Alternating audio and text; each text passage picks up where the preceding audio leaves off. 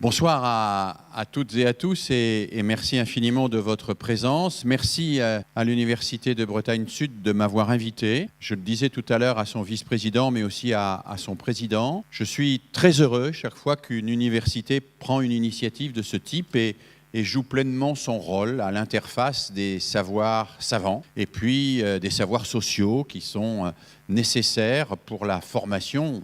Alors j'ai employé un terme un peu passe-partout, mais à la citoyenneté de chacune et de chacun. Et je trouve que c'est très important que les universités puissent ainsi jouer ce rôle d'animation culturelle au beau sens du terme sur leur territoire. C'est pleinement dans leur mission. Et il faut espérer que d'autres universités, toutes les universités, prendront réellement cette habitude de s'adresser ainsi très largement à tous les publics intéressés par la transmission des savoirs. Voilà. Alors, très vite, présenter la conférence d'aujourd'hui. Dans le titre qui était proposé sur la plaquette, il était écrit « Quelle pédagogie pour faire face aux défis d'aujourd'hui ». J'ai finalement changé un mot, vous le voyez dans ce titre, j'ai remplacé pédagogie par éducation. Je craignais que le terme pédagogie ne renvoie trop spécifiquement à l'éducation scolaire et fasse oublier qu'il y a une éducation familiale, qu'il y a une éducation à travers la cité, qu'il y a une éducation à travers les médias, qu'il y a une éducation à travers chacune des personnes qui entourent l'enfant et dans le moindre geste de ceux et celles qui composent ce village dont les Africains nous disent qu'il en faut tout un entier pour élever un enfant. Alors, défi d'aujourd'hui d'abord, eh bien, depuis déjà près de 3/4 de siècle, les années 1950-1960, on parle d'une crise de l'éducation. Ce syntagme de crise de l'éducation est attribué, et c'est sans doute une paternité ou une maternité, comme on dira, puisqu'il s'agit d'une femme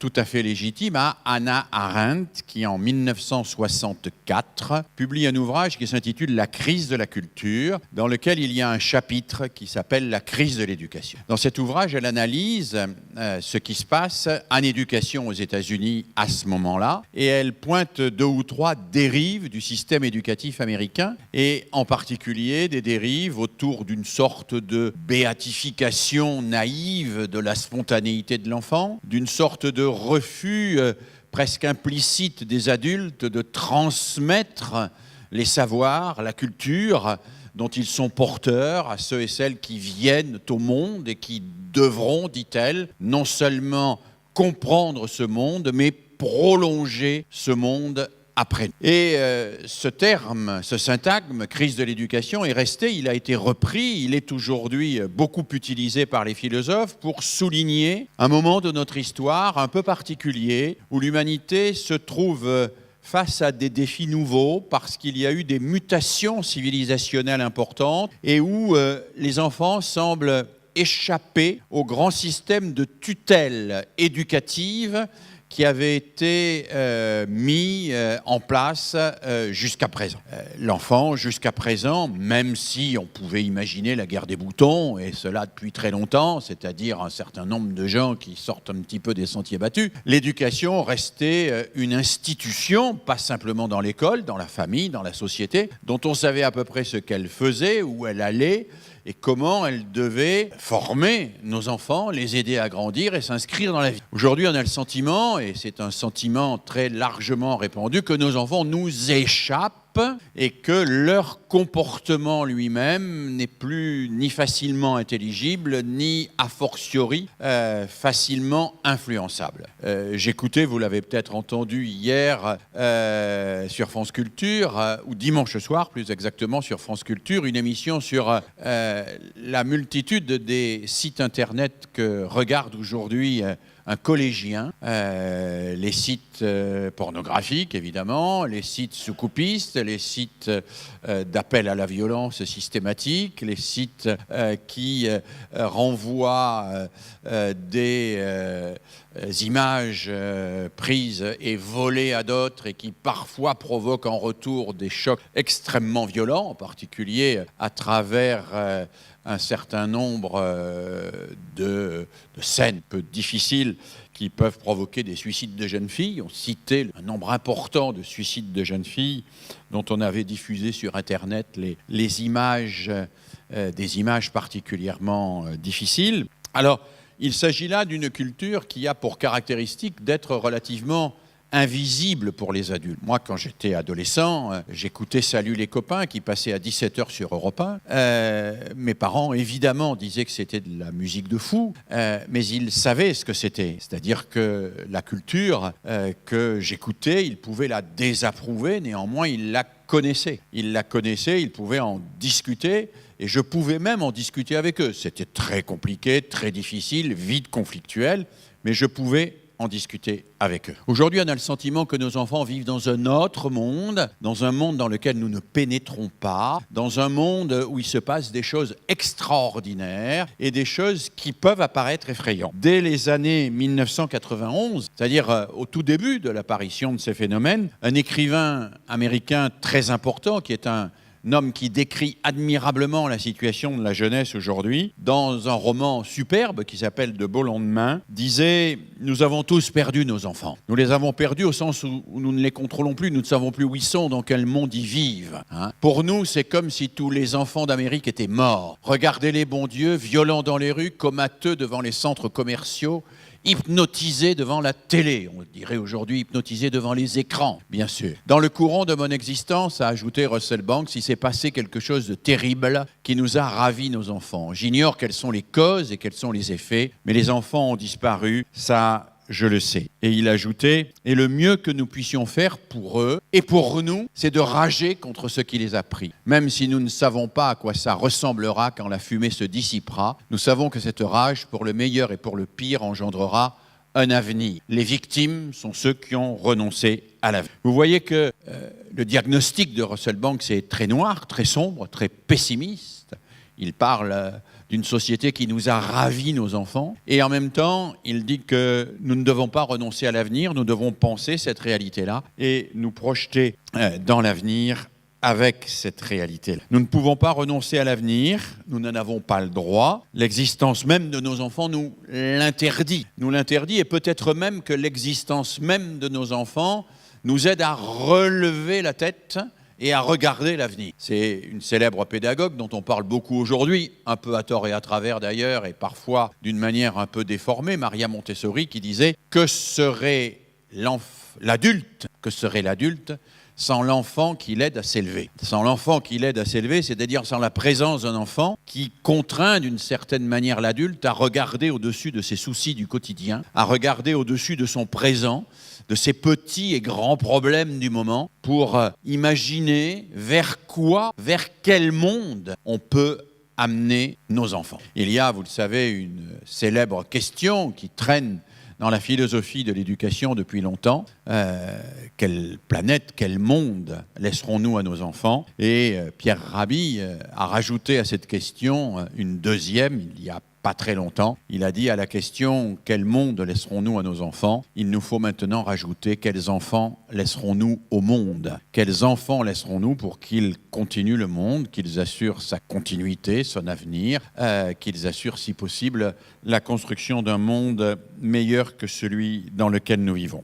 Alors, comme le disait Hannah Arendt, notre devoir d'adulte, c'est bien de transmettre à nos enfants les principes qui permettront au monde de durer plus que nous. C'est là ce que le philosophe Hans Jonas décrivait comme étant le principe de responsabilité. Le principe de responsabilité. Nous ne pouvons être des adultes responsables qu'en regardant l'avenir et donc en faisant de l'éducation, non pas la seule priorité, mais une priorité parmi les priorités. Parce que l'éducation ne peut pas tout, mais nous devons faire le pari que l'éducation peut-être quelque chose. Dans une conférence très célèbre après la Deuxième Guerre mondiale, qui s'intitulait « Éduquer après Auschwitz », le philosophe Adorno se posait la question « Quel monde est possible après Auschwitz ? Comment pouvons-nous faire pour qu'il n'y ait plus de nouveaux Auschwitz ?» Et il répondait « Il y a sans doute un certain travail à faire au plan économique, il y a un travail à faire au plan politique, il y a un travail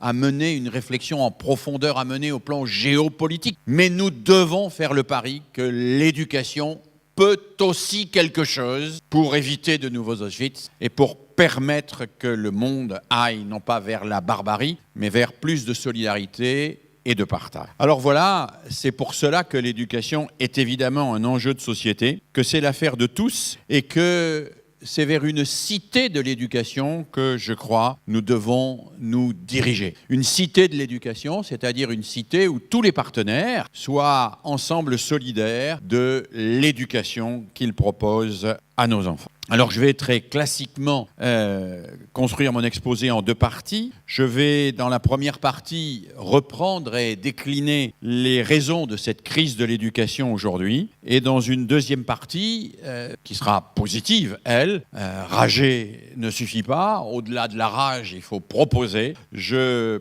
tracerai quelques repères, j'indiquerai quelques repères et quelques perspectives sur l'éducation à la fois familiale, scolaire, mais aussi toute l'éducation sociale que nous pouvons proposer pour nos enfants. Alors essayons, si vous le voulez bien, de comprendre pourquoi il est devenu un peu plus difficile d'éduquer aujourd'hui qu'hier. Probablement, c'est une première raison sur laquelle les philosophes ont insisté, parce que la modernité, c'est la fin des sociétés qu'on appelait holistiques et la disparition d'une référence morale unique. Alors qu'est-ce qu'une société holistique ? C'est une société dans laquelle chacun est totalement solidaire avec le tout. C'est-à-dire que chaque membre de la société se vit comme un élément du tout avec lequel il fait complètement corps. Dans les sociétés que Claude Lévi-Strauss décrivait comme primitives, eh bien, il y avait un fonctionnement holistique. Personne ne déroge aux règles. Personne même ne désire faire autre chose que d'obéir aux règles. Et vous savez que Lévi-Strauss a même montré que dans le choix des conjoints et des conjointes, on obéissait à des règles implicites qui étaient dictées par la société. La société holistique est la société dans laquelle il n'y a pas encore l'émergence de ce qu'on appelle l'individu. L'individu qui veut choisir sa vie, choisir son compagnon ou sa compagne, choisir son avenir, choisir son métier, choisir sa religion, choisir ses loisirs, choisir tout ce qu'il va faire de sa vie quotidienne, y compris quelle voiture il va acheter et quelle chaîne de télévision il va regarder demain. Dans les sociétés holistiques, il y a une référence morale unique. Cette référence morale unique, elle est en général à caractère théocratique. Alors cette théocratie, c'est-à-dire qui vient de Dieu, qui vient d'en haut, peut être une théocratie à caractère magique, c'est-à-dire une espèce de représentation mythologique de la société, de son avenir. C'est le cas des sociétés primitives. Ça peut être une théocratie religieuse. Ça a été le cas de l'Occident pendant tout le Moyen-Âge et même au-delà. C'est le cas d'un certain nombre de régimes et de sociétés théocratiques aujourd'hui. Ça peut être le cas dans les théocraties politiques, comme ça l'a été dans l'Union soviétique de Staline, par exemple. Dans ces trois cas, personne ne pose de problème éducatif.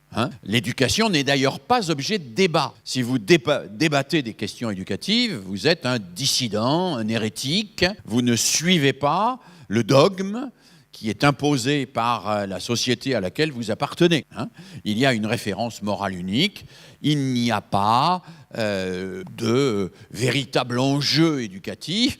Et si d'ailleurs des adultes voulaient déroger à la règle éducative commune, aux principes moraux communs adoptés et admis par tous, ces adultes seront alors, d'une manière ou d'une autre, rééduqués. Rééduqués pour qu'ils soient de bons éducateurs. Et dans ces sociétés totalitaires, souvenez-vous, si vous avez lu le très beau roman d'Orwell, Le meilleur des mondes, non, 1984, Le meilleur des mondes et d'Huxley, si vous avez lu donc le 1984 d'Orwell, qui est une véritable dictature, eh bien, on demande aux enfants de dénoncer les mauvais éducateurs, c'est-à-dire ceux qui ne seraient pas sur la ligne de Big Brother qui définit, sans qu'on ait son mot à dire, les principes de l'éducation. Dans les sociétés de type holistique, religieuses, archaïques ou politiques, il n'y a pas de débat éducatif possible. Si vous n'êtes pas d'accord, on vous rééduque. dans les sociétés modernes, et a fortiori dans les sociétés que nous appelons démocratiques, il y a la possibilité d'avoir des options différentes, et il y a l'émergence de ce que les sociologues appellent l'individualisme social. Alors l'individualisme social, c'est un terme générique pour dire tout simplement que l'émergence de l'individu fait que chacun et chacune d'entre nous ne veut plus naître qu'un membre d'une société dont il incarnerait les principes lui-même. Chacune et chacun d'entre vous veut choisir, on le disait tout à l'heure, son conjoint, sa profession, etc., etc. Il ne veut pas qu'on choisisse pour lui. Et de moins en moins. Et de moins en moins. Nous verrons que cela pose un certain nombre de problèmes, que cela oblige, par exemple, nous y viendrons, à redéfinir la notion de service public, puisque la notion de service public présuppose une forme holistique d'adhésion à un bien commun qui n'est plus tout à fait accepté et admis. Alors l'individualisme social, c'est je veux pouvoir faire ce que je désire et je suis légitime à faire ce que je désire. Et a fortiori, je suis légitime à choisir l'avenir de mes enfants, à les éduquer comme je veux, à choisir les principes de leur éducation, mais aussi peut-être l'école dans laquelle ils vont être éduqués, mais aussi, pourquoi pas, les enseignants qui vont les éduquer, mais aussi, et dans certains cas, la méthode avec laquelle ils vont apprendre à lire, écrire, compter. Et pourquoi pas, j'ai légitimité à décider s'il doit être puni ou pas par le maître, et je vais faire valoir mon point de vue sur ce plan-là.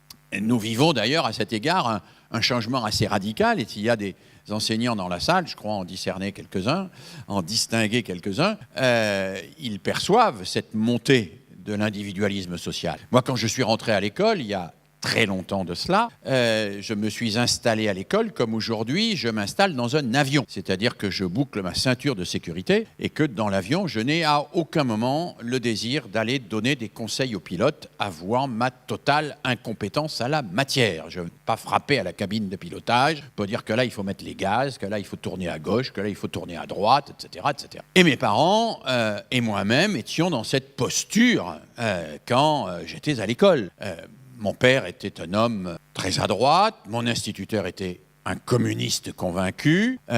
Entre eux, il y avait des divergences idéologiques majeures, mais si mon instituteur décidait de me punir, mon père doublait la punition. Et si mon instituteur avait décidé à la fin de ma classe de 7e que je ne pouvais pas aller en 6e et que je devais aller travailler en apprentissage ou dans une école professionnelle, mon père n'aurait jamais douté un instant de la légitimité de la décision de mon instituteur. Il y avait une solidarité des autorités autour d'une vision holistique de l'éducation qui, aujourd'hui, bien évidemment, a assez largement volé un éclat, puisque nous voyons tout un tas de parents aller taper à la cabine de pilotage pour dire là, est-ce que vous êtes vraiment sûr que votre méthode d'apprentissage de la lecture est la bonne? Là, est-ce que vous ne pensez pas que vous êtes un peu trop sévère dans vos évaluations? Là, est-ce que vous ne pensez pas quand même que les exemples que vous avez pris dans votre cours de géographie ne sont pas tout à fait les bons? Là, est-ce que vous ne pourriez pas organiser une sortie? Là, est-ce que vous... Bon, là, au contraire, vous faites une sortie, c'est quand même un peu du temps perdu par rapport à la grammaire et à l'orthographe que vous deviez faire, etc., etc. Donc, nous sommes en permanence assaillis de gens qui frappent à la cabine, à la porte de la cabine de pilotage pour nous expliquer notre métier. Et quand nous étudions cela d'ailleurs d'une manière un peu globale et en sortant de notre posture d'enseignant, nous nous apercevons que les enseignants font de même avec leurs propres enfants. Simplement, comme ils connaissent les codes, ils le font de manière moins insupportable pour les collègues. Plus subtil, avec un peu plus de diplomatie, mais leur comportement n'est pas sensiblement différent de celui des autres parents. Ils considèrent que leur enfant n'est pas simplement une personne, mais que leur enfant est une exception. C'est ça la grande nouveauté de l'individualisme social. Tout le début du XXe siècle, c'était la revendication « l'enfant est une personne ». Tout le début du XXIe siècle, c'est la revendication « mon enfant est une exception ». C'est pas simplement une personne, c'est une exception. Et comme c'est une exception, eh bien, il faut déroger à la règle pour lui. Puisqu'il est exceptionnel, à tous les sens du terme en général. Exceptionnel parce qu'il est très bon et mal épaulé, exceptionnel parce qu'il a eu un problème maltraité, exceptionnel parce que ceci, exceptionnel parce que cela. Il est vraiment une exception. Eh bien, il faut déroger à la règle pour lui. Il ne peut pas se soumettre à la règle commune. Il n'est pas un parmi d'autres. Il est l'enfant exceptionnel de ses parents. Bon. Ça, c'est un phénomène relativement nouveau. C'est un phénomène qui frappe de plein fouet aujourd'hui nos institutions éducatives et l'institution scolaire en partie. L'institution scolaire en particulier, devant laquelle nous sommes très partagés, parfois même schizophrènes. Une récente enquête du CREFOP montre que une grande majorité des parents admettent sur le papier, admettent quand on leur en parle comme ça, en face à face, les bienfaits de la mixité sociale dans les écoles et les établissements, mais qu'ils préfèrent en général la faire vivre aux enfants des autres qu'à leurs propres enfants. De la même manière, une immense majorité des parents considèrent qu'il y a une égale dignité des voies de formation entre le baccalauréat général et le baccalauréat professionnel, mais ils pensent néanmoins que le baccalauréat professionnel est plutôt fait pour les enfants des autres que pour les leurs, qui, étant exceptionnels, doivent accéder au baccalauréat général et dans des conditions exceptionnelles. Cela va. Cette montée de l'individualisme social, elle est partout et elle aboutit à une sorte de crise des institutions, alors qui ne frappe pas que l'institution scolaire. Cette suspicion à l'égard des institutions, suis-je bien traité par l'institution? Elle frappe l'institution hospitalière, elle frappe l'institution judiciaire, elle frappe l'institution fiscale. Suis-je bien traité? Ne suis-je pas un peu moins bien traité que ce que je devrais? Il y a une espèce d'air du soupçon, pour reprendre le mot de Nietzsche, qu'il prononçait à l'égard des grands systèmes de pensée et qui aujourd'hui pourrait s'appliquer à notre rapport aux grandes institutions. On leur fait confiance, mais quand même on les soupçonne de ne pas nous traiter exactement comme il faudrait. Et cela aboutit à une vraie difficulté politique, au sens noble du mot politique, au sens d'Aristote, pour construire un bien commun. Quelle est la finalité de nos institutions ? Nous voyons bien que c'est compliqué et que c'est l'objet de débats sans fin dans une démocratie. Alors, au sein de cet individualisme social, il y a un troisième phénomène qui est tout à fait étonnant, qui est le changement du statut de l'enfant dans la configuration familiale. Là, il s'agit de quelque chose qui est souvent mal compris, mal vécu, mal vu. Et en cette année de cinquantenaire de mai 68, on attribue souvent à mai 68 des responsabilités qui sont, pour ce que je crois et ce que je peux analyser, à mon avis, bien ailleurs. Un démographe, un sociologue, philosophe, décédé récemment, qui s'appelle Paul Yonnet, dans un livre que je considère comme un excellent ouvrage, Le recul de la mort, analyse le changement du statut de l'enfant. Alors, Paul Yonnet n'est pas un 68ard, il ne cherche pas à défendre mai 68, mais il cherche à repérer où sont les vrais changements derrière les événements un peu spectaculaires, comme les événements de mai 60. Et ce que dit Paul Yonnet, c'est que le vrai changement, ce n'est pas les événements.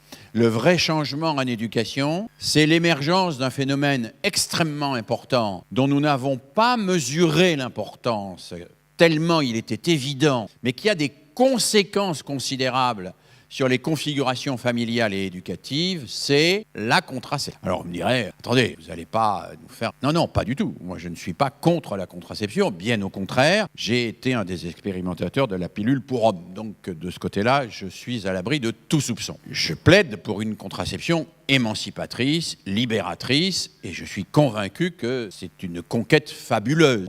Mais ce n'est pas parce que quelque chose est une conquête que ça ne pose pas des problèmes et que ça ne modifie pas les configurations. Et là, Yonnet nous dit des choses que je trouve extrêmement éclairantes. Il nous dit, tant que les enfants arrivaient comme ça, les adultes avaient des devoirs à l'égard des enfants. Globalement, les adultes devaient faire leur possible, au moins depuis le XVIe siècle, avant c'est plus discutable, pour faire le bonheur de leurs enfants. Aujourd'hui, nos enfants sont tous ou à peu près, dans nos sociétés occidentales, désirés. Et le fait que nos enfants soient désirés fait qu'il est quelque chose de plus important que le fait que nous fassions notre bonheur, c'est le fait qu'ils fassent le nôtre. Nous désirons nos enfants, et ils sont donc l'objet de notre désir, et quand ils arrivent, ils nous font plaisir, puisqu'ils remplissent notre désir d'enfant, et donc, ça change la configuration familiale, parce que ça donne à l'enfant un pouvoir extraordinaire, qui est le pouvoir de nous dire « mais je ne t'aime plus ». ou je ne t'aime pas.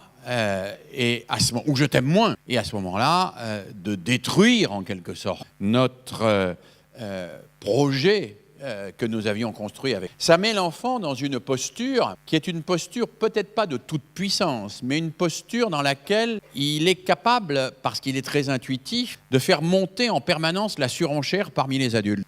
J'étais dans un compartiment de chemin de fer il n'y a pas très longtemps, où il y avait une petite fille avec son papa et sa maman. La petite fille devait avoir à peu près 7 ans. Et la petite fille plaidait avec une certaine énergie pour que son papa et sa maman lui achètent des baskets qui s'allument. Bon, la maman était tout à fait hostile et expliquait que c'était de la cochonnerie, les baskets qui s'allument, parce que c'était pas fait ni pour faire du sport, ni pour marcher, que ça n'allait résister à rien, etc. Le papa, pour faire de l'humour ou un trait d'esprit, a ajouté qu'en plus, on risquait les courts-circuits quand il pleuvait, etc. Ce qui était évidemment une remarque de bon sens. La petite fille a laissé passer, d'une certaine manière, les bonnes paroles de ses parents, les a laissé parler, puis elle a dit avec beaucoup de philosophie, de toute façon, c'est pas grave, parce que samedi, je vais chez mamie. Ce à quoi la maman a répondu, mais il n'est pas question de laisser mamie t'acheter des baskets qui s'allument. Tu as vu, c'est elle qui a acheté ton cartable pour la rentrée. Elle a acheté un truc de toutes les couleurs qui vaut rien, qui est déjà tout cassé. Donc écoute, on ira vendredi t'acheter tes baskets qui s'allument. Alors ça marche très bien.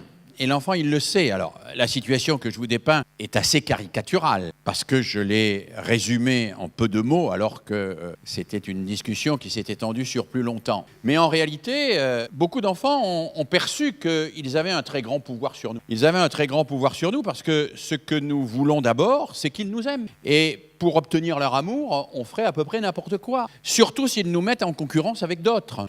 Et donc, il y a là un phénomène de société qui est d'autant plus important qu'il prolonge un phénomène psychologique ancien dans l'histoire de l'enfant, connu depuis très longtemps, mais que l'éducation et la société se chargeaient en général de faire évoluer. Les psychologues, les psychanalystes disent que l'enfant qui naît, il est dans ce qu'on appelle l'égocentrisme initial ou le narcissisme enfantin. C'est-à-dire qu'il vient d'un état où il était logé, nourri, blanchi, le stade que Freud appelle intra-utérin, état dans lequel il n'y a pas de frustration. On n'est pas frustré puisqu'on a en permanence ce dont on a besoin. La naissance, c'est le début de la frustration. On a faim, on n'a pas à manger tout de suite, on a froid, on n'est pas réchauffé tout de suite, on est mouillé, on n'est pas changé tout de suite, on a envie de la présence du visage de sa mère, elle est pas forcément là, de son père, il n'est pas forcément là. Il y a une certaine frustration qui arrive. Cette frustration est très compliquée à vivre et pour l'enfant, c'est un apprentissage douloureux que d'accepter de ne pas avoir tout de suite quand il le veut. Cet apprentissage-là, il va l'effectuer en général avec l'aide de ses parents et il va l'effectuer petit à petit pendant les premières années de sa vie pour passer de ce qu'on appelle la pulsion à ce qu'on appelle le désir. Alors, il y a la différence entre la pulsion et le désir, c'est que la pulsion, c'est une énergie qui veut être satisfaite tout de suite. Pulsion, réalisation, retour à l'électroencéphalogramme plat, d'une certaine. Le désir, c'est quelque chose qui pactise avec le temps, qui accepte d'attendre et qui n'est pas éteint par sa réalisation. Il y a au moins 2 exemples qui montrent que le désir, le vrai désir, n'est pas éteint par sa réalisation. C'est l'exemple du savoir. Désirer savoir et apprendre, ça n'est pas éteindre le désir de savoir, c'est au contraire avoir encore plus envie de savoir. Et puis le désir de l'être aimé. Si le désir de l'être aimé s'éteint avec la satisfaction de la pulsion sexuelle, ça n'est plus le désir de l'être aimé. Donc il faut que l'enfant passe du stade pulsionnel, du stade où il est dans l'exigence de la satisfaction du tout de suite, à un autre stade qui est le stade du désir, le stade où il va apprivoiser le temps, où il va accepter d'attendre et où il va même, d'une certaine manière, pouvoir finir par jouir de cette attente. Faire en sorte que cette attente soit pleine et qu'elle ne soit pas source de souffrance, mais source d'espérance. Alors ça, c'est un deuil, comme disent les psychanalystes à faire, qui est assez compliqué. Le deuil du tout de suite. Le deuil de ce que nous appelons entre nous le caprice. Le deuil du caprice. Le deuil de je veux, j'exige, et si j'ai pas, je pleure, je crie, je tape. Ce deuil-là, il s'effectue tout au long de l'enfance, il passe par la crise de l'adolescence et il se construit dans un processus que nous appelons le processus de subjectivation jusqu'à l'âge adulte. Le problème, c'est que l'éducation qui accompagnait traditionnellement ce travail de deuil est aujourd'hui rendue plus difficile. Pourquoi ? Eh bien parce que le papa et la maman, qui ont pour devoir éducatif de faire leur deuil à leur petite fille de l'achat des baskets qui s'allument, sont environnés par ce que mon collègue Bernard Stiegler appelle le capitalisme pulsionnel. Bernard Stiegler nous explique que le monde est en train de vivre la troisième phase du capitalisme. La première phase du capitalisme, c'est le capitalisme industriel de Zola. La deuxième phase, c'est le capitalisme financier, celui qui remplace le coût par le prix.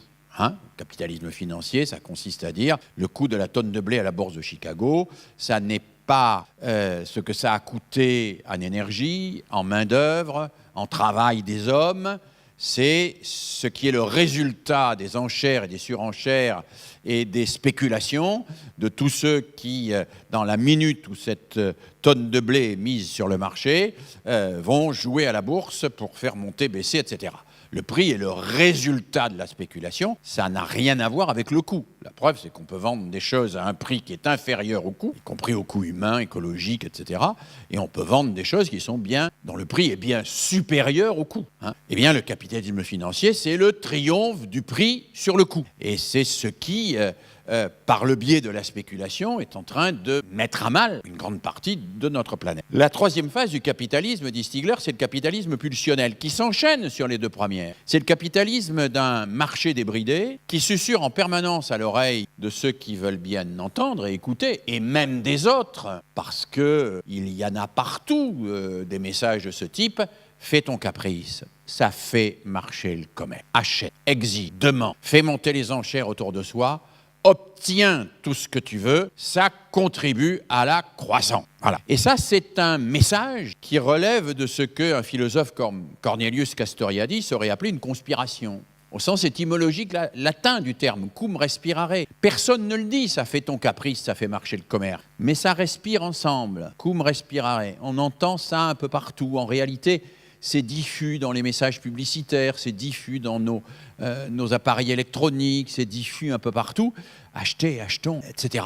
Et le principe du capitalisme pulsionnel, ça n'est pas la sortie de l'infantile, c'est le maintien des enfants dans l'infantile et le fait de faire régresser les adultes dans l'infantile, c'est-à-dire au stade du caprice, au stade du « je veux tout de suite, sinon je pète les plombs, sinon je m'en vais, sinon on est fâché, sinon je tape ». Ça, c'est une régression infantile. L'éducation a pour objectif de faire sortir l'enfant de l'infantile. Et l'hypermodernité marchande dans laquelle nous vivons, elle a pour principe organisateur de maintenir l'enfant dans l'infantile le plus longtemps possible pour en faire un consommateur le plus efficace possible et un prescripteur pour ses parents le plus efficace possible, et en plus nous faire, nous, adultes, régresser à l'infantile le plus souvent possible pour contribuer précisément à satisfaire nos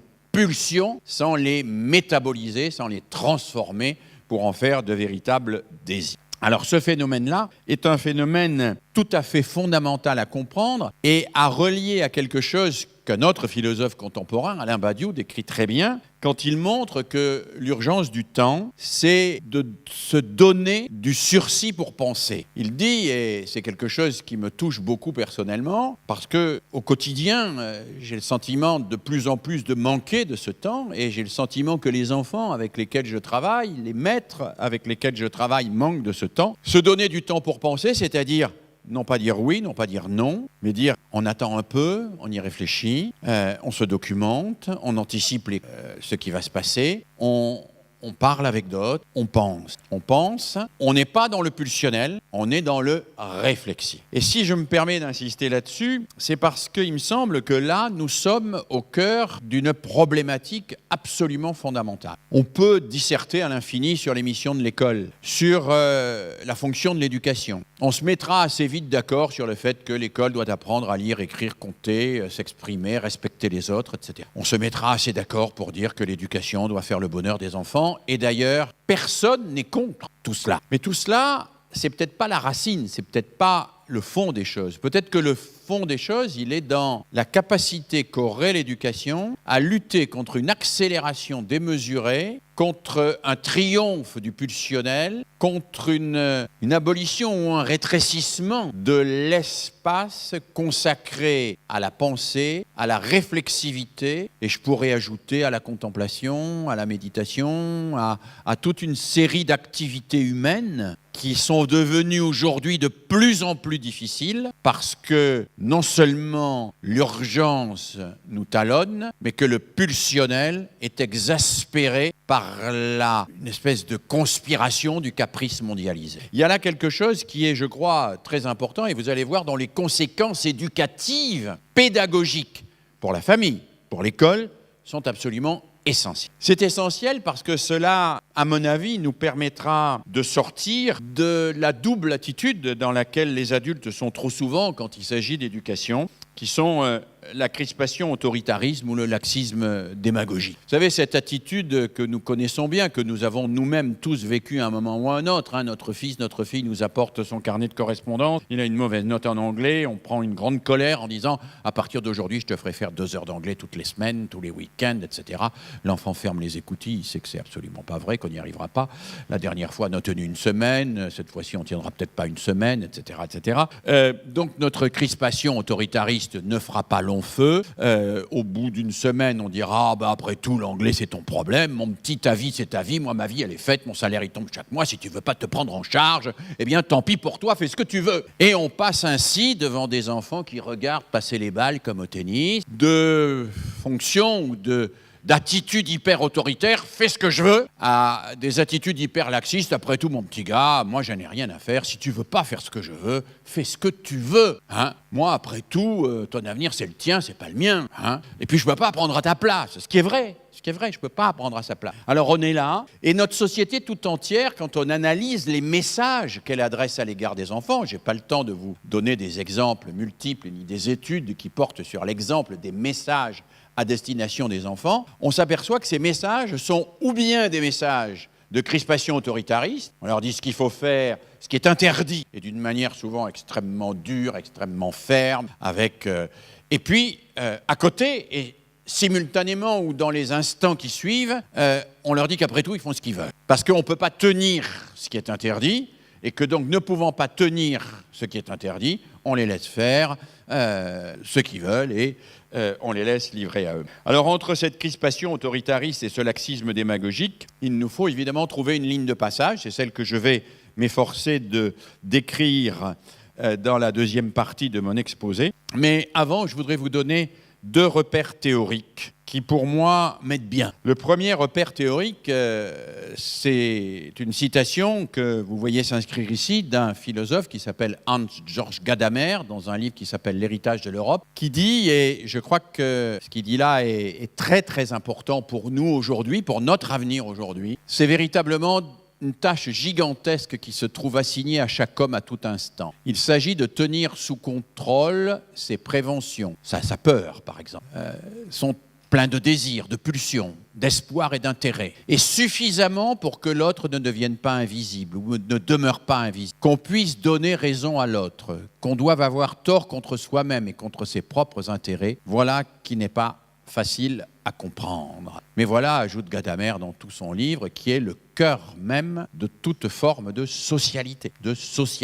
Tenir son trop-plein de pulsions à distance. Deuxième repère théorique, il est plus ancien, je vais passer un peu vite, il est d'un célèbre anthropologue, Marcel Mauss, c'est la conclusion de son très bel ouvrage qui s'appelle « L'essai sur le don ». Marcel Mauss écrit, et il va en quelque sorte au fondement, non pas historique, mais anthropologique de la société. Il écrit, pour commencer, il fallut d'abord poser les lances. C'est ainsi que le clan, la tribu, les peuples ont su, et c'est ainsi que demain, dans notre monde décivilisé, les classes, les nations et aussi les individus doivent savoir s'opposer sans se massacrer et s'affronter sans se sacrifier les uns les autres. Et là, il nous raconte l'histoire du roi Arthur et des chevaliers de la table ronde. Il nous dit comment le roi Arthur avait trouvé un charpentier en Cornouailles qui avait fait une table magique. Cette table magique était telle que quand on entrait dans la salle de la table magique, ont posé ces lances. Et les lances, c'est évidemment l'arme que l'on a au côté, la lance du chevalier,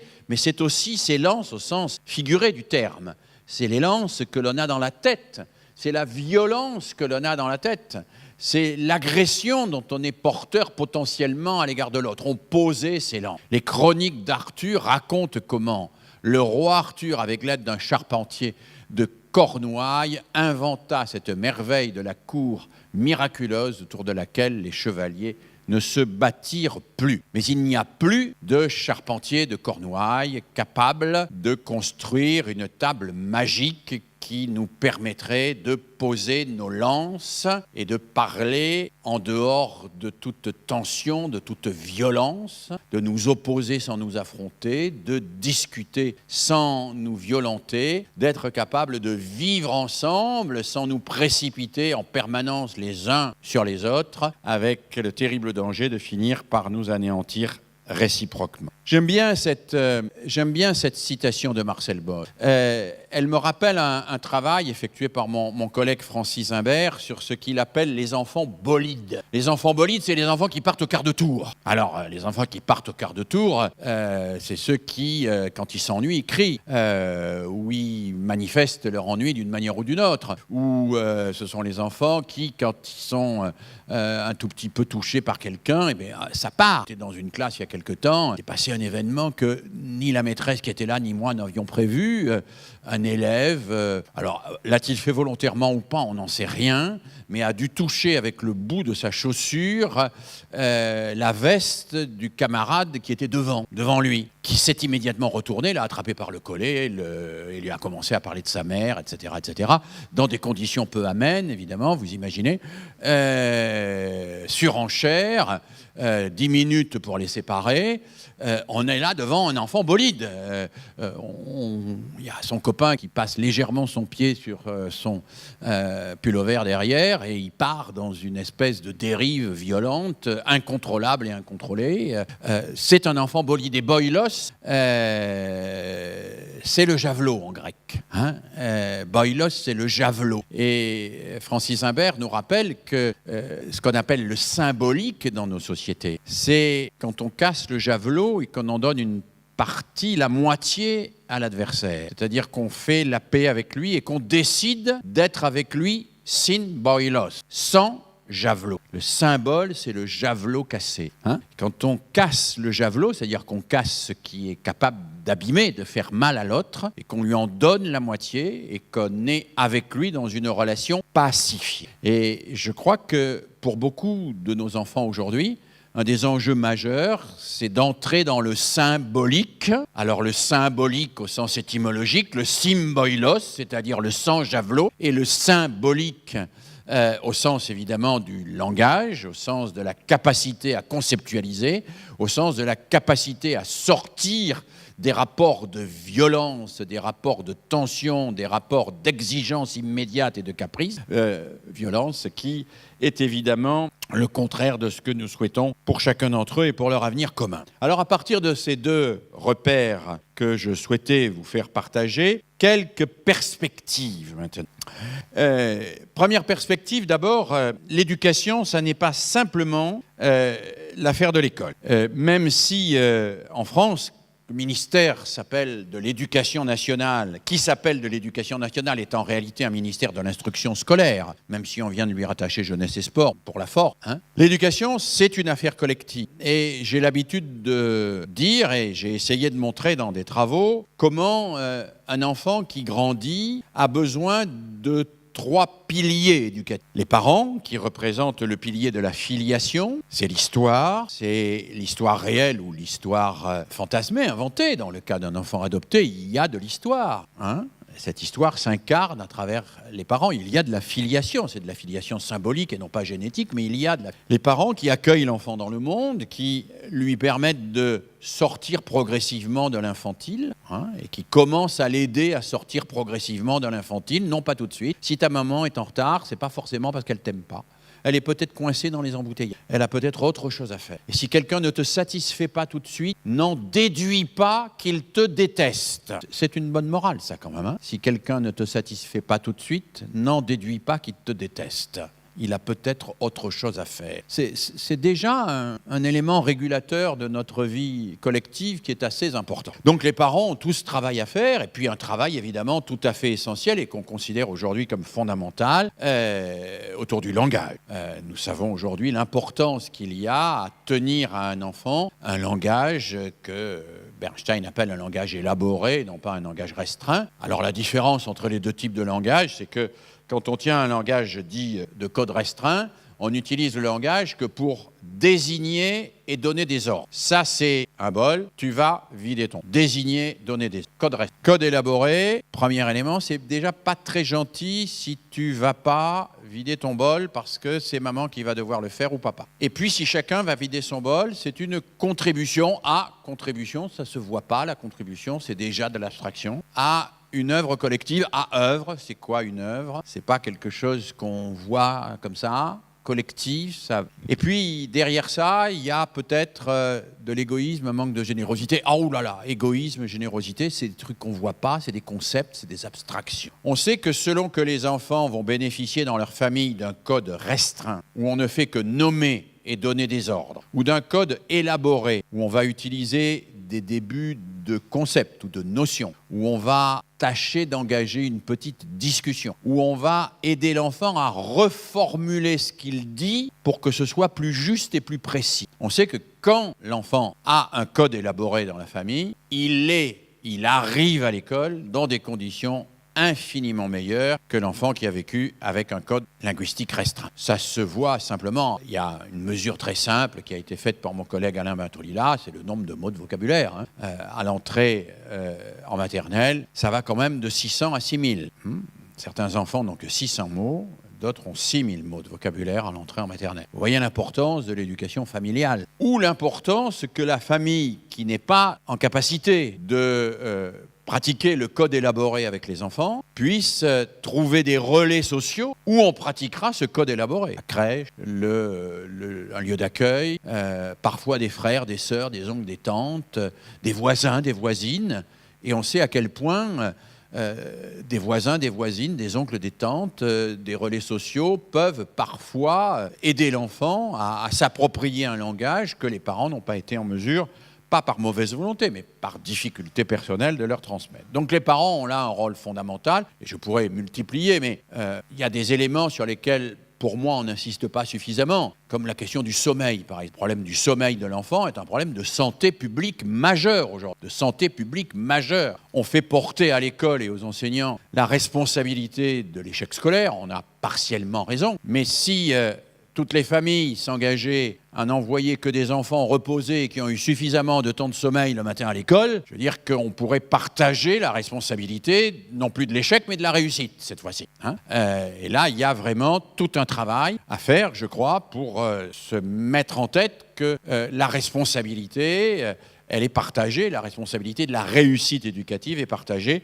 et que les parents sont évidemment impliqués dans cette réussite éducative. À cet égard, d'ailleurs, la France est très très mal placée, puisque c'est un des pays d'Europe dans lesquels ce qu'on appelle l'aide à la parentalité est la moins importante. Elle est quasiment inexistante. Elle existe à travers des éléments comme l'école des parents, qui sont des associations, un peu les caisses d'allocation familiale, un peu les assistantes sociales, mais c'est peanuts par rapport aux besoins immenses des parents aujourd'hui, qui voient émerger des questions nouvelles sur lesquelles ils sont totalement démunis. À la question à quel âge faut-il acheter un téléphone portable et avec un forfait de combien, la plupart des parents n'ont pas de réponse, tout simplement parce que quand ils étaient enfants, la question ne se posait pas et qu'il ne leur suffit pas de se demander ce que leurs parents auraient fait à leur place ou ce que leurs parents ont fait en leur temps pour savoir ce qu'ils vont faire avec leurs enfants. Il faut inventer une réponse qui est une réponse très largement à construire. Les parents sont donc essentiels, l'école est essentielle, évidemment. Elle est le lieu de la décentration, de la découverte de l'altérité. Dans la famille, on est dans l'entre-soi. Dans l'école, on découvre qu'il y a d'autres gens, que ces gens vivent dans d'autres familles, que ces familles ne font pas pareil que nous. Mais au-delà de ça, on découvre qu'il n'y a pas seulement d'autres familles, il y a aussi dans mon quartier peut-être d'autres cultures. On va découvrir aussi qu'il y a d'autres quartiers, on va découvrir qu'il y a d'autres villes, on va découvrir qu'il y a d'autres pays, on va découvrir qu'il y a d'autres langues, on va découvrir qu'il y a d'autres manières de penser, on va découvrir qu'il y a d'autres langages scientifiques, mathématiques que le langage que l'on utilise. Le rôle de l'école, c'est d'agrandir le cercle progressivement, d'agrandir le cercle pour partager les savoirs et sortir de la bulle familiale qui a été nécessaire, qui a été indispensable, mais qui à un moment doit pouvoir laisser place à la confrontation avec autre chose. C'est pour ça que la fondation de l'école publique française, c'est pas simplement que c'est un lieu pour apprendre, c'est un lieu pour apprendre ensemble, c'est-à-dire avec d'autres qui ne me ressemblent pas forcément. Une classe n'est pas un lieu où on s'est choisi. Et le fait de ne pas s'être choisi n'est pas un handicap de l'école, c'est un atout. Si on se choisissait pour être dans la même classe, on serait pareil, du même milieu, avec les mêmes coutumes, les mêmes idéologies, etc. On ne pourrait pas découvrir cette altérité et rien ne serait pire pour l'acquisition des savoirs eux-mêmes qui sont précisément toujours une découverte de l'altérité, une découverte de choses plus vastes, plus importantes, plus larges que celles auxquelles on a été confronté jusque-là. Et puis dans l'éducation, il y a un troisième partenaire qu'on oublie trop souvent, que j'appelle les tiers-lieux, que beaucoup de chercheurs appellent les tiers-lieux. Les tiers-lieux, ce sont ces lieux de socialisation entre enfants qui sont absolument essentiels à côté de l'école et de la famille, qui sont des lieux en général confiés à des jeunes adultes. Bon, c'est des clubs de ceci, des troupes de cela, on fait du théâtre, du sport, on fait des tas de choses, on fait des choses que l'on a décidées soi-même. En famille, on fait rien, on fait des choses que l'on a décidées, mais enfin la famille, on l'a pas choisi. Non. L'école, on ne choisit pas de faire des maths ou du français. Hein. Bon. Si on décide d'aller dans un club d'aéromodélisme, on y va soi-même. Si on décide de faire du judo, on y va soi-même. Il y a quelque chose qui relève de la formation à l'engagement et donc de la formation à la volonté à travers l'engagement. Et puis c'est un lieu où on va rencontrer des tiers, d'autres enfants, d'autres adolescents avec lesquels on va construire un collectif porté par le même projet. On va découvrir aussi que ce collectif a besoin de règles, et que ces règles sont légitimes dès lors que ces règles permettent la réalisation du projet, etc., etc. Et puis c'est un lieu où on va rencontrer un jeune adulte qui n'est pas votre père, qui n'est pas votre mère, qui n'est pas votre instituteur ou votre institutrice, votre professeur ou votre professeur. Quelqu'un à qui on peut dire des choses qu'on ne peut pas dire à son père, qu'on ne peut pas dire à sa mère, qu'on ne peut pas dire à son prof, mais qu'on peut dire à qui? À l'oncle, allez, ou à la tante. Vous savez, l'oncle dont Lacan disait c'est le père sans le pire. Hein. Eh bien, il y a quelque chose qu'on peut dire à l'oncle. Oh oui, j'ai raté mon contrôle de maths parce que je pensais à ma copine. On ne va pas dire ça à son père, on ne va pas dire ça à son prof de maths. On peut le dire à l'oncle qui va dire ah ouais, moi ça m'est arrivé aussi. Donc on va trouver quelqu'un qui est là un intermédiaire entre la société des adultes et la société des enfants, qui va comprendre des choses que père, la mère, le professeur, l'institutrice, dans leur posture, ne peuvent pas rentrer dedans. Mais il est important que l'enfant ait ses tiers-lieux. Et on s'aperçoit d'ailleurs dans toutes les enquêtes que contrairement à l'idée préconçue d'un certain nombre de parents, plus un enfant a des activités extrascolaires, plus il réussit à l'école. Donc les parents qui disent si tu ne réussis pas à l'école, on te supprime les activités extrascolaires, sont évidemment des gens qui n'ont pas lu les statistiques. Je ne leur reproche pas, mais je vous le signale. Alors, si je souligne cette complémentarité, c'est parce qu'elle me paraît structurante et fondamentale et qu'elle est à construire, cette complémentarité. Elle est à construire. Je fais partie de ceux qui ont soutenu la loi sur la refondation de l'école parce que, à travers, même si ça a été, à mes yeux, très mal négocié sur le terrain, compte tenu de toute une série de phénomènes politiques, mais à travers la mise en place de la semaine de 4 jours et demi, il y avait un effort et il y avait un projet de faire collaborer les parents, l'école et les tiers-lieux. Et de les faire travailler ensemble, non pas en mêlant les rôles. Il ne s'agit pas que les instituteurs ou les professeurs aillent légiférer sur la vie familiale, ni que les familles aillent légiférer sur ce qui se passe dans l'école. Il s'agit qu'ensemble, ils partagent des préoccupations et des projets éducatifs. Alors, quel projet éducatif? Eh bien, quelques points comme ça, rapidement, avant de m'arrêter. Premier point qui m'est cher, dans une société, puisqu'on parle des défis d'aujourd'hui, où la réussite individuelle est supposée contribuer spontanément à l'intérêt collectif, c'est la fable des abeilles de Mandeville, les vices privés font les vertus publiques. Poursuis chacun ton intérêt, et puis il y aura une main invisible, comme disait Adam Smith, qui va faire que tout ça, ça fera le bien commun. On commence à douter la validité de cette hypothèse.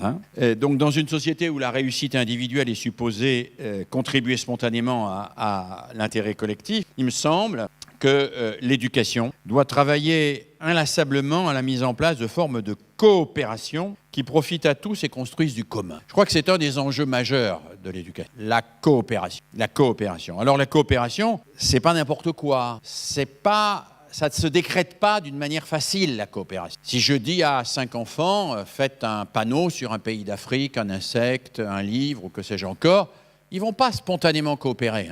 En général, il va se passer quelque chose de très simple. Celui qui sait dessiner, dessine. Celui qui connaît l'écriture et l'orthographe, écrit et corrige les fautes d'orthographe. Celui qui a de l'imagination, imagine. Et les deux qui savent rien faire ne font rien. Et heureusement qu'ils font rien, parce que si dessiner les dessins seraient ratés, si corriger l'orthographe, elle ne serait pas corrigée, et comme ils n'ont pas d'imagination, ce serait nul. Donc, comme le maître ou la maîtresse, ou les parents, le jour de la fête de l'école, parce que le panneau sera affiché, vont juger de la qualité du résultat final, on ne va pas faire quelque chose à des gens dont on est sûr qu'ils vont le rater. Donc, on les marginalise, et on fait en sorte qu'ils soient payés à l'identification dans le résultat, pour les compenser dans la frustration de la fabrication. D'ailleurs, les adultes font exactement pareil. Moi, j'ai étudié des centaines et des centaines de groupes d'adultes, y compris dans des syndicats et des groupes censés pratiquer l'autogestion. En réalité, qu'est-ce qui se passe? Vous donnez une tâche à faire à 6 adultes, vous n'avez pas besoin d'attendre un quart d'heure. Au bout de 5 minutes, c'est déjà structuré en concepteur, exécutant, chômeurs et gêneurs. Les concepteurs conçoivent, disent ce qu'il faut faire, les exécutants exécutent, les chômeurs ils font rien parce que s'ils faisaient quelque chose, ça serait raté, et les gêneurs, on cherche à les refiler au groupe d'à côté. Bon. C'est pas la coopération, ça. Ça, c'est pas la coopération. Donc, ceux qui croient qu'il suffit de dire travailler ensemble pour qu'il y ait de la coopération, alors, outre qu'ils n'ont jamais regardé d'un peu près ce qu'ont fait les psychosociologues sur ce qu'on appelle le réseau homogène de collaboration, etc., ils sont vraiment naïfs. Ils ne voient pas que nous sommes tellement pris dans un modèle productif, et presque dire productiviste, que faire à quelqu'un quelque chose qu'il ne sait pas faire est contre-productif. Donc, pourquoi gâcher du temps et du matériel à faire ça? Donc, on va faire aux gens des choses qu'ils savent faire mieux que d'autres, s'ils ne savent pas faire complètement. Et donc, si je veux vraiment de la coopération, il faut que je l'organise. Il faut que je fasse en sorte que chacun contribue à l'œuvre collective. Et il faut que cette œuvre collective ne puisse pas être réalisée sans l'apport de chacun. Parce que chacun aura fait un travail individuel préalable dont on aura besoin pour la construction du collectif. Parce que chacun disposera d'un élément préalable dont on aura besoin pour la construction du collectif. Moi, quand j'étais professeur des écoles, instituteur, on disait à l'époque, je faisais faire des choses très simples. Je faisais des groupes de 5, je prenais un poème de Verlaine, ou peu importe de qui, je découpais au ciseau les vers, j'en donnais un 5e à chaque élève, et puis je faisais passer le tour, on tournait en rond. Et le poème ne peut se construire que parce que les gens qui ont leurs 5 trucs, il faut qu'ils les casent au bon endroit. Il faut discuter si c'est le bon endroit. Donc il n'y a pas possibilité de s'échapper de la tâche commune. Donc la coopération, elle est structurelle, elle est organisée. On ne réussit que si chacun réussit. On ne réussit tous que si chacun réussit. C'est le principe des jeux coopératifs que les collègues connaissent certainement ici. S'ils sont enseignants en école primaire, ce sont des jeux où le collectif ne réussit que si chacun réussit aussi. Et si chacun réussit, il fait réussir le collectif. On ne réussit pas au détriment des autres. C'est le principe de la coopération. Je ne dis pas que la coopération est une forme obligatoire de toute société productive. Je dis qu'elle est une forme nécessaire de toute éducation à la solidarité. Voilà. Et je dis qu'à ce titre, l'éducation a une responsabilité dans la formation à la coopération. Et il y a là quelque chose qui, à titre personnel, m'est très cher. C'est une forme de coopération qui est extrêmement précieuse, identifiée par tous les chercheurs depuis longtemps comme extrêmement bénéfique et qui est pratiquement mise au ban de l'institution publique française de l'école, c'est l'entraide entre élèves. Depuis que Guizot a imposé ce qu'on appelle le modèle simultané au détriment du modèle mutuel, c'est-à-dire un modèle où le maître parle à un collectif d'élèves du même âge, du même niveau, censés faire la même chose en même temps, et non pas le modèle mutuel qui existait à l'époque, mais qui a été interdit par Guizot, qui consistait à avoir des moniteurs, à mélanger des élèves plus âgés, des élèves plus jeunes, avec un système d'entraide systématisé. Depuis que Guizot a dit, dès que 2 élèves discutent entre eux, c'est qu'ils complotent contre le maître, depuis que globalement, on a laissé entendre en tout cas, c'est ce qu'on a entendu, depuis que globalement, on est sur l'idée que chacun doit travailler pour lui et que l'entraide, a fortiori l'entraide entre des élèves d'âge et de niveau différents, n'a pas lieu d'être dans l'institution scolaire, on se prive de quelque chose d'absolument essentiel. Il y a quelque chose qui m'est cher, enfin c'est la manière dont l'institution éducation nationale Ça ne m'est pas cher, ça m'est cher. Et parce que ça m'est cher, très irrité par la manière dont l'éducation nationale fait la chasse systématiquement, par exemple, aux classes uniques rurales, contre toutes les statistiques qui montrent que les élèves qui en sortent sont exactement du même niveau et plutôt mieux socialisés, et en tout cas bien plus capables de collaborer avec les autres que les élèves des classes par niveau. La manière dont l'éducation nationale, après avoir mis en place les cycles qui laissait la possibilité d'avoir 3 niveaux différents, travailler ensemble pendant un temps long, s'est organisé pour que cela périclite et disparaisse complètement, et la manière dont on bloque aujourd'hui, dans beaucoup d'endroits, le développement des classes multiniveaux, quand les enseignants eux-mêmes veulent les mettre en place. Ce qui, entre nous, fait que les classes multiniveaux, elles existent aujourd'hui où ? Dans les écoles privées hors contrat, dans les écoles Montessori, dans les écoles machin truc. Là, il y a du multiniveau, parce que l'éducation nationale, on ne fait pas, on ne veut pas. Et qu'on laisse au privé hors contrat le monopole de cette forme d'éducation essentielle qui est l'entraide.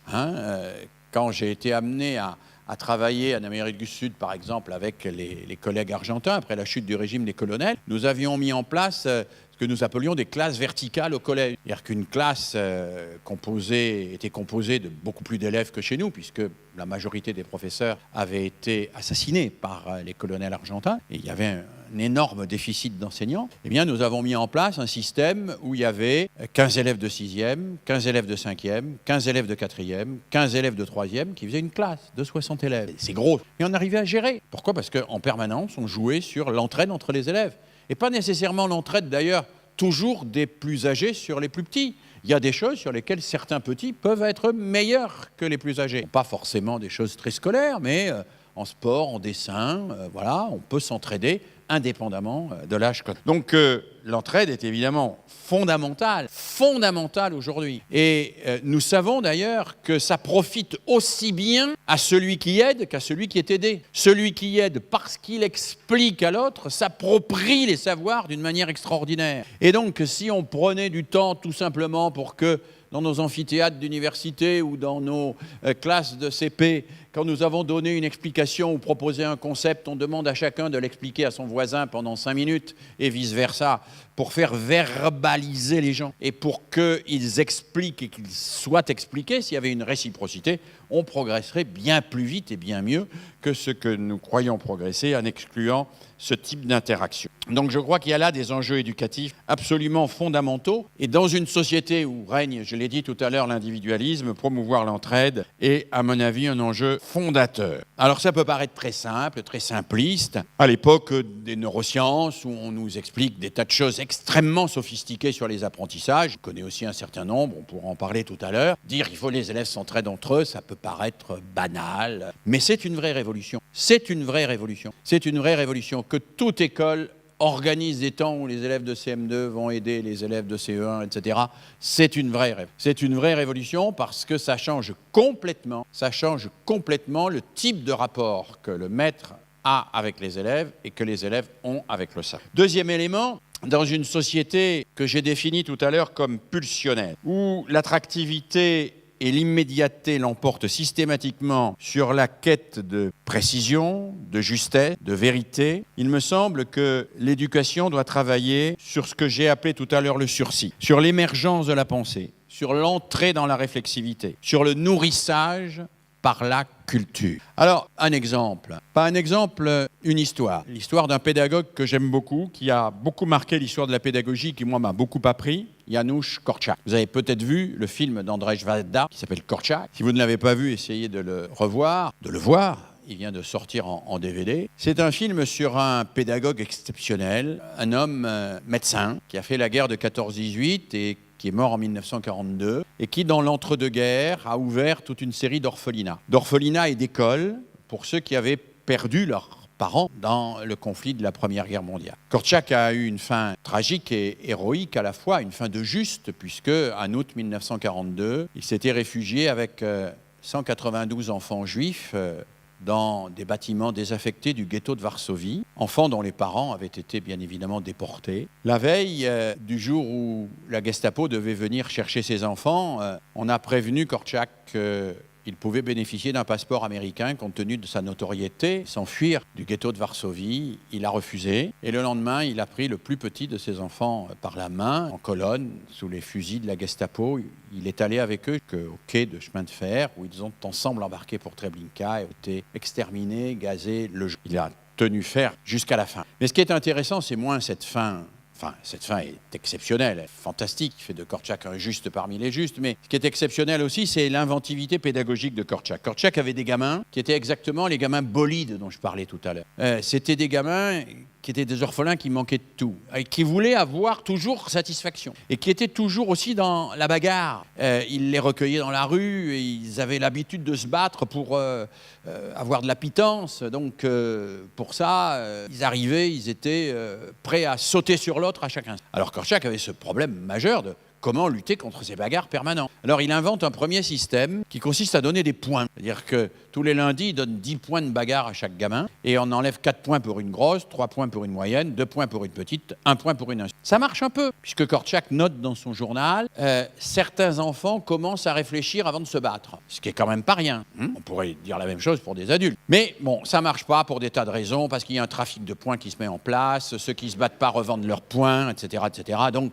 abandon du système des... Donc un jour, Korczak a une idée absolument géniale et lumineuse. Il regroupe tous les enfants et il dit à tous ses enfants, à partir d'aujourd'hui, vous pouvez taper sur n'importe qui, n'importe quand, n'importe comment, autant que vous. Mais à une condition, c'est de prévenir l'intéressé par écrit 24 heures à l'avance. Alors, panique dans l'orphelinat, parce qu'il y en a qui disent, même si on ne sait pas lire, on ne sait pas écrire. Alors qu'à cela ne tienne. Vous ne savez pas écrire, alors écoutez, vous avez qu'à faire une ligne, là, moi je sais écrire, vous allez venir me dicter votre lettre. Alors, chaque jour, je ferai un temps d'écrivain public. Vous pourrez venir me dicter votre lettre, et puis je vous la lirai, ou vous la ferez lire par quelqu'un qui sait lire. Alors, les gamins se mettent en file, ils arrivent. Je voudrais taper dessus mon copain parce que... Puis alors, ça commence, des fois, c'est un peu compliqué pour expliquer. Et puis, il y en a qui disent, j'arrête plus pourquoi, évidemment. Sur le moment, on sait pourquoi, mais après, on ne sait plus toujours pourquoi. Mais il y en a un certain nombre qui, quand même, soit écrivent, soit dictent des vraies lettres. Alors, qu'est-ce que fait Korczak ? Eh bien, le soir, à la veillée, nous sommes dans un orphelinat, il prend un certain nombre de lettres qu'il a retirées dans ce qu'il appelle la boîte des bagarres, là où les gens mettent leurs lettres pour annoncer que l'un sur l'autre. Il les anonyme et il les lit au collectif. Il les lit sans porter de jugement. Il s'aperçoit d'ailleurs que les gens les plus sévères sur les lettres sont en général ceux qui les ont écrites. Bon. Mais il dit rien. Mais ensuite, il fait quelque chose, c'est qu'il raconte des histoires. Korczak est aussi un écrivain pour enfants. Il a écrit Le Roi Mathias Ier, La Gloire, etc., etc. Ce sont de très beaux livres pour enfants, magiques, qui racontent des histoires d'enfants, et des histoires d'enfants dans lesquelles il y a des bagarres, et qui racontent comment ça tourne, où ça va, etc. Il ne fait pas de leçon de morale. Il ne dit pas « cette lettre est idiote ». Il ne dit pas « dans cette histoire, on voit bien que les enfants ne devraient pas se battre ». Il donne la possibilité à l'enfant de réfléchir à ce qu'il a écrit, a dit, et il nourrit cet enfant d'un texte littéraire, il le nourrit avec ce qu'on appelle de la culture. Eh bien, il y a là quelque chose de fondateur, sursoir à l'acte pour nourrir l'acte par la réflexion et la culture. C'est ça, fondamentalement, ce dont nous avons besoin aujourd'hui. Non, pas tout de suite. Oui, mais peut-être. Prenons le temps d'y penser. Réfléchissons-y, discutons-en, anticipons les conséquences, documentons-nous, allons chercher. Prenons le temps de cette élaboration de la pensée, d'une pensée qui ait de la densité, et arrêtons d'être dans l'immédiateté. Vous me direz, ça c'est des belles paroles, c'est pas facile à mettre en œuvre. Non, d'autant plus que nous sommes nous-mêmes toujours coursés par le temps. Moi, je vais de temps en temps, encore régulièrement, dans des classes du primaire, pour l'essentiel, et un peu de collège. Et dans une classe de primaire, il y a quelques mois, c'était l'année dernière scolaire, à Saint-Étienne, j'assiste à un cours remarquable d'une jeune collègue, une leçon de géographie, avec un point qui me chiffonnait, mais bon, à la fin, je dis à la collègue, on va discuter pour ça, et demander de venir pour ça. Et je lui dis, alors, qu'est-ce que vous en pensez ? Et elle me dit, j'ai fait une énorme... Je dis, oui, allez, dites. Elle me dit, est-ce que vous l'avez vu ? Je dis, j'ai vu quelque chose, mais je ne suis pas sûr que... Elle me dit, ouais, j'ai fait une bêtise monstrueuse. À un moment, j'ai posé une question. Puis il y a une petite fille, là, Sarah, au 2e rang, qui a levé la main. Elle a donné la réponse juste à la question. J'ai dit, très bien, Sarah, et j'ai continué la... Ah ben, j'ai dit, je suis d'accord, c'est une très grosse bêtise. Elle me dit, oui, c'est énorme. Je ne sais pas comment j'ai pu faire ça. Et j'ai dit, mais oui, vous avez compris, qu'est-ce qui s'est passé là ? Elle me dit, bah ouais. Sarah, elle connaissait déjà la réponse, elle l'a dite. Aucun des élèves n'a eu le temps de réfléchir à ma question. Donc, ils ont tous perdu à la fois le temps de la réflexion et la compréhension de la suite. Alors j'ai dit, mais alors il faut faire comment? Vous allez faire comment la fois prochaine? Ça y est, j'ai compris. Je vais poser une question et je laisserai systématiquement 2 minutes de silence pour que chacun réfléchisse à la réponse. Ensuite, je demanderai à chacun d'expliquer la réponse à son voisin pour être sûr que chacun a pris le temps d'élaborer une réponse et qu'il ne rêvait pas aux corneilles. Puis ensuite, je commencerai par interroger, non pas la petite fille qui sait la réponse, mais en général le garçon qui ne la sait pas. Aujourd'hui, vous le savez, les filles sont très en avance sur les garçons dans l'institution scolaire. 40% environ de bonus dans les résultats. On peut même dire aujourd'hui que globalement, l'écart est tellement grand qu'une fille cancre est devenue aussi rare qu'un garçon brillant. D'ailleurs, dans à peu près toutes les institutions pour secourir, aider ou rattraper les élèves en difficulté, ça y est, nous y sommes. Les filles, sont arrivées au même pourcentage que les femmes dans les prisons, c'est-à-dire 4,5%. Donc vous voyez, la femme est l'avenir de l'homme. Donc, revenons à cette anecdote. Cette jeune collègue me dit, il faut que je fasse ça. Je lui dis, mais vous allez perdre du temps. Elle m'a dit, mais je lui dis, mais vous allez en gagner. Elle me dit, oui, évidemment, puisque les élèves vont prendre le temps de réfléchir. Et depuis ce jour, j'emploie une formule. Je dis, la classe, mais aussi peut-être les temps familiaux le soir, mais aussi les temps de débat et de dialogue dans les tiers-lieux, ça doit être des temps de décélération. Décélérer. On arrête de faire du tout de suite. Alors Korczak, il dit ça à propos de la violence. On dirait que ça ne vaut pas pour les savoirs scolaires, mais c'est pareil pour les savoirs scolaires. Moi, j'ai enseigné le français longtemps en collège. J'ai donc accueilli en 6e des générations d'élèves à qui je demandais à la première leçon de français 6e, qu'est-ce qu'un sujet dans une phrase? Tous les élèves me répondent instantanément, c'est celui qui fait l'action dans la phrase. Il y a toujours une bonne élève qui dit, monsieur, c'est pas tout à fait vrai. À la voix active, le sujet subit l'action. Très bien. Et il y a une encore meilleure élève qui dit, mais monsieur, c'est pas complètement exact parce qu'à la voix pronominale, le sujet fait et subit l'action. Vous êtes tous d'accord, donc le sujet fait l'action à la voix active, subit l'action à la voix passive et fait et subit l'action à la voix pronominale. Tout le monde opine du chef. C'est alors que je dis, et dans la phrase, Pierre reçoit une gifle. Comment ça se passe? Ah ben monsieur, alors là, est-ce que Pierre, il fait pas d'action? Est-ce que c'est le sujet? Bah oui, il subit. Oui, mais d'accord, c'est pas la voix passive. Bon, donc ils sont totalement déstabilisés. Mais quel était mon objectif? C'est de faire surseoir à la réponse immédiate. C'est de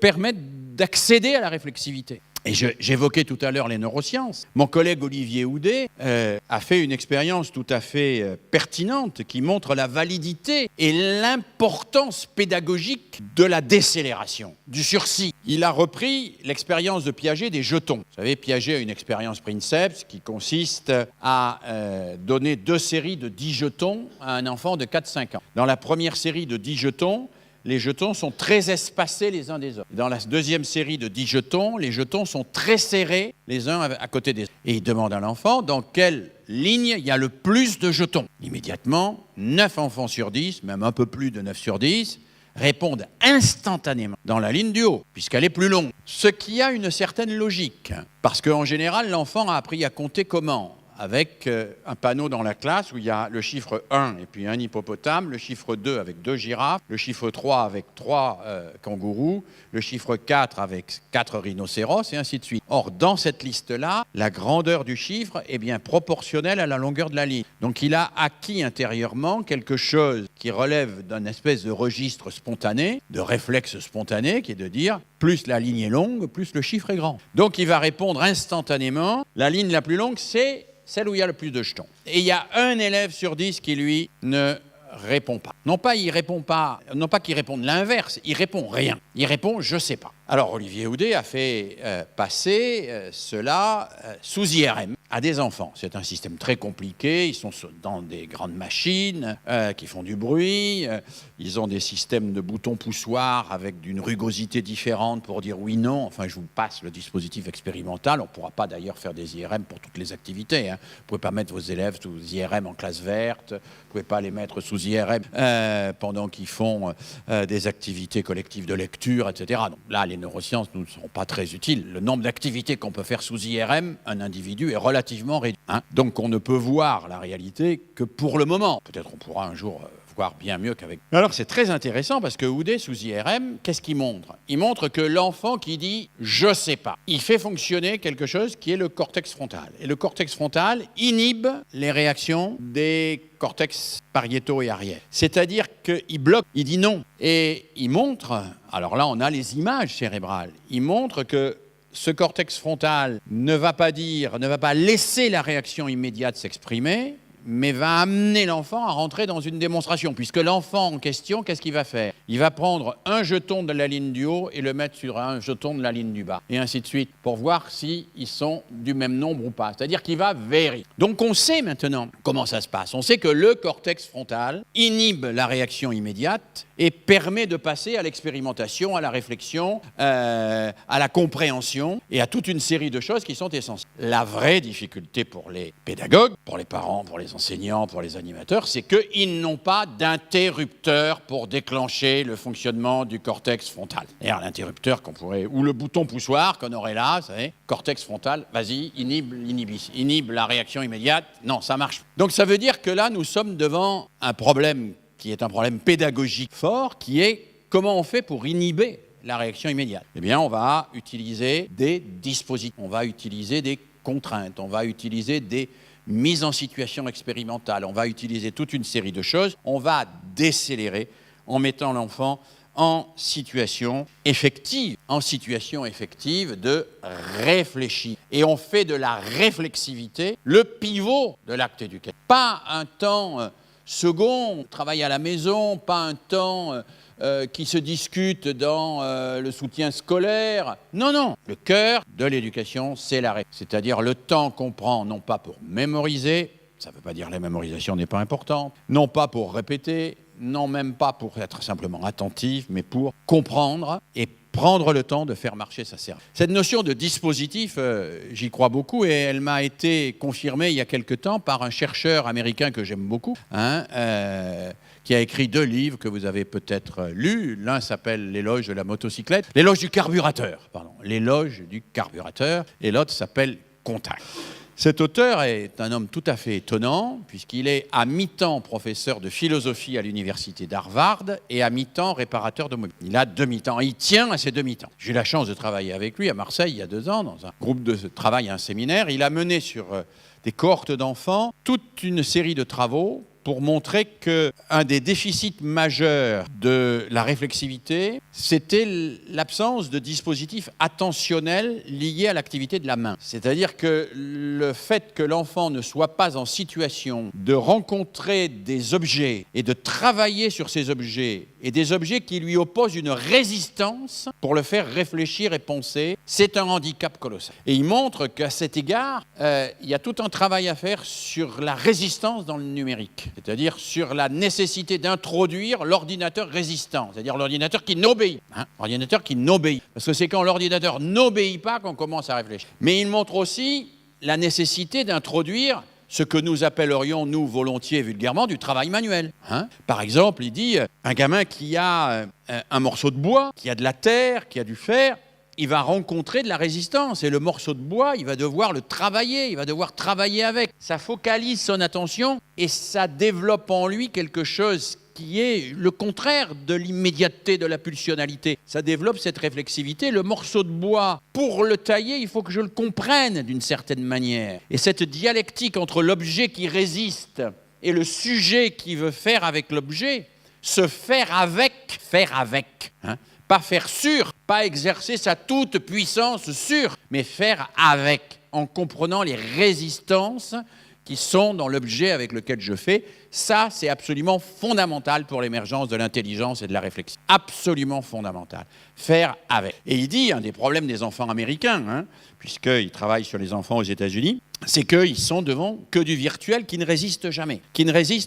Et ce virtuel qui ne résiste pas, ou peu, ou ce virtuel pour lequel ils sont devenus des utilisateurs aguerris, des experts de jeux électroniques en particulier, ce virtuel ne les met pas dans une situation de confrontation qui les oblige à sursoir. Sursoir, quand je travaille la terre, il y a du sursis. Alors je dis parfois, d'une manière un peu brutale, mais que nous avons encore dans nos villes, mais vous avez des villes de taille plus humaine, peut-être que ce n'est pas le cas chez vous. Nous avons dans nos villes aujourd'hui, plus exactement, des enfants qui croient que c'est en criant sur les tomates qu'on les fait pousser. Que la colère, que la rage, que le piétinement, que tout ce qu'on veut, ça a une efficacité. Et qui ne savent pas qu'est-ce que c'est que la temporalité, l'attente, qu'est-ce que c'est que entendre et comprendre que les choses se font dans du temps et pas simplement dans l'immédiat. Je termine par un troisième élément qui pour moi est absolument fondamental, bien sûr.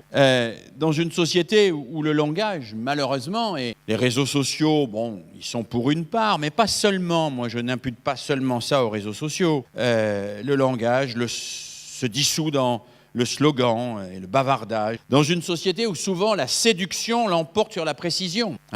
C'est le cas des moteurs de recherche. Je sais que plus aucun parmi vous n'utilise Google. Vous avez bien raison. Il faut évidemment boycotter Google, utiliser Qwant ou n'importe quoi d'autre, mais pas Google, s'il vous plaît, puisque vous êtes tracé, vous êtes identifié, que tout est thésaurisé, revendu à des tas de gens. Donc si vous voulez ne pas être une marchandise, désabonnez-vous de toutes vos applications Google immédiatement. Mais bon, si vous utilisez néanmoins un peu les réseaux sociaux, vous verrez que parfois ça dérape un peu, quoi. Ça dérape dans le slogan, ça dérape dans l'agression, ça dérape dans tout un tas de trucs, ça dérape dans la séduction. J'en viens à cette affaire de moteur de recherche. Quand un moteur de recherche, vous tapez quelque chose, il ne vous classe pas en tête ce qui a le plus de chances d'être vrai. Il vous tape en tête ce qui est le plus attractif. C'est donc une confusion organisée entre l'attractivité et la vérité. La confusion organisée entre l'attractivité et la vérité, c'est évidemment pour les gamins extrêmement ravageux. Ce qui est attractif est vrai. Ce qui séduit est vrai. Nous travaillons actuellement à Lyon dans une opération pilotée par la Fondation de France qui s'intitule « Tu ne m'auras pas », qui consiste à lutter avec les collégiens contre les rumeurs et les théories du complot.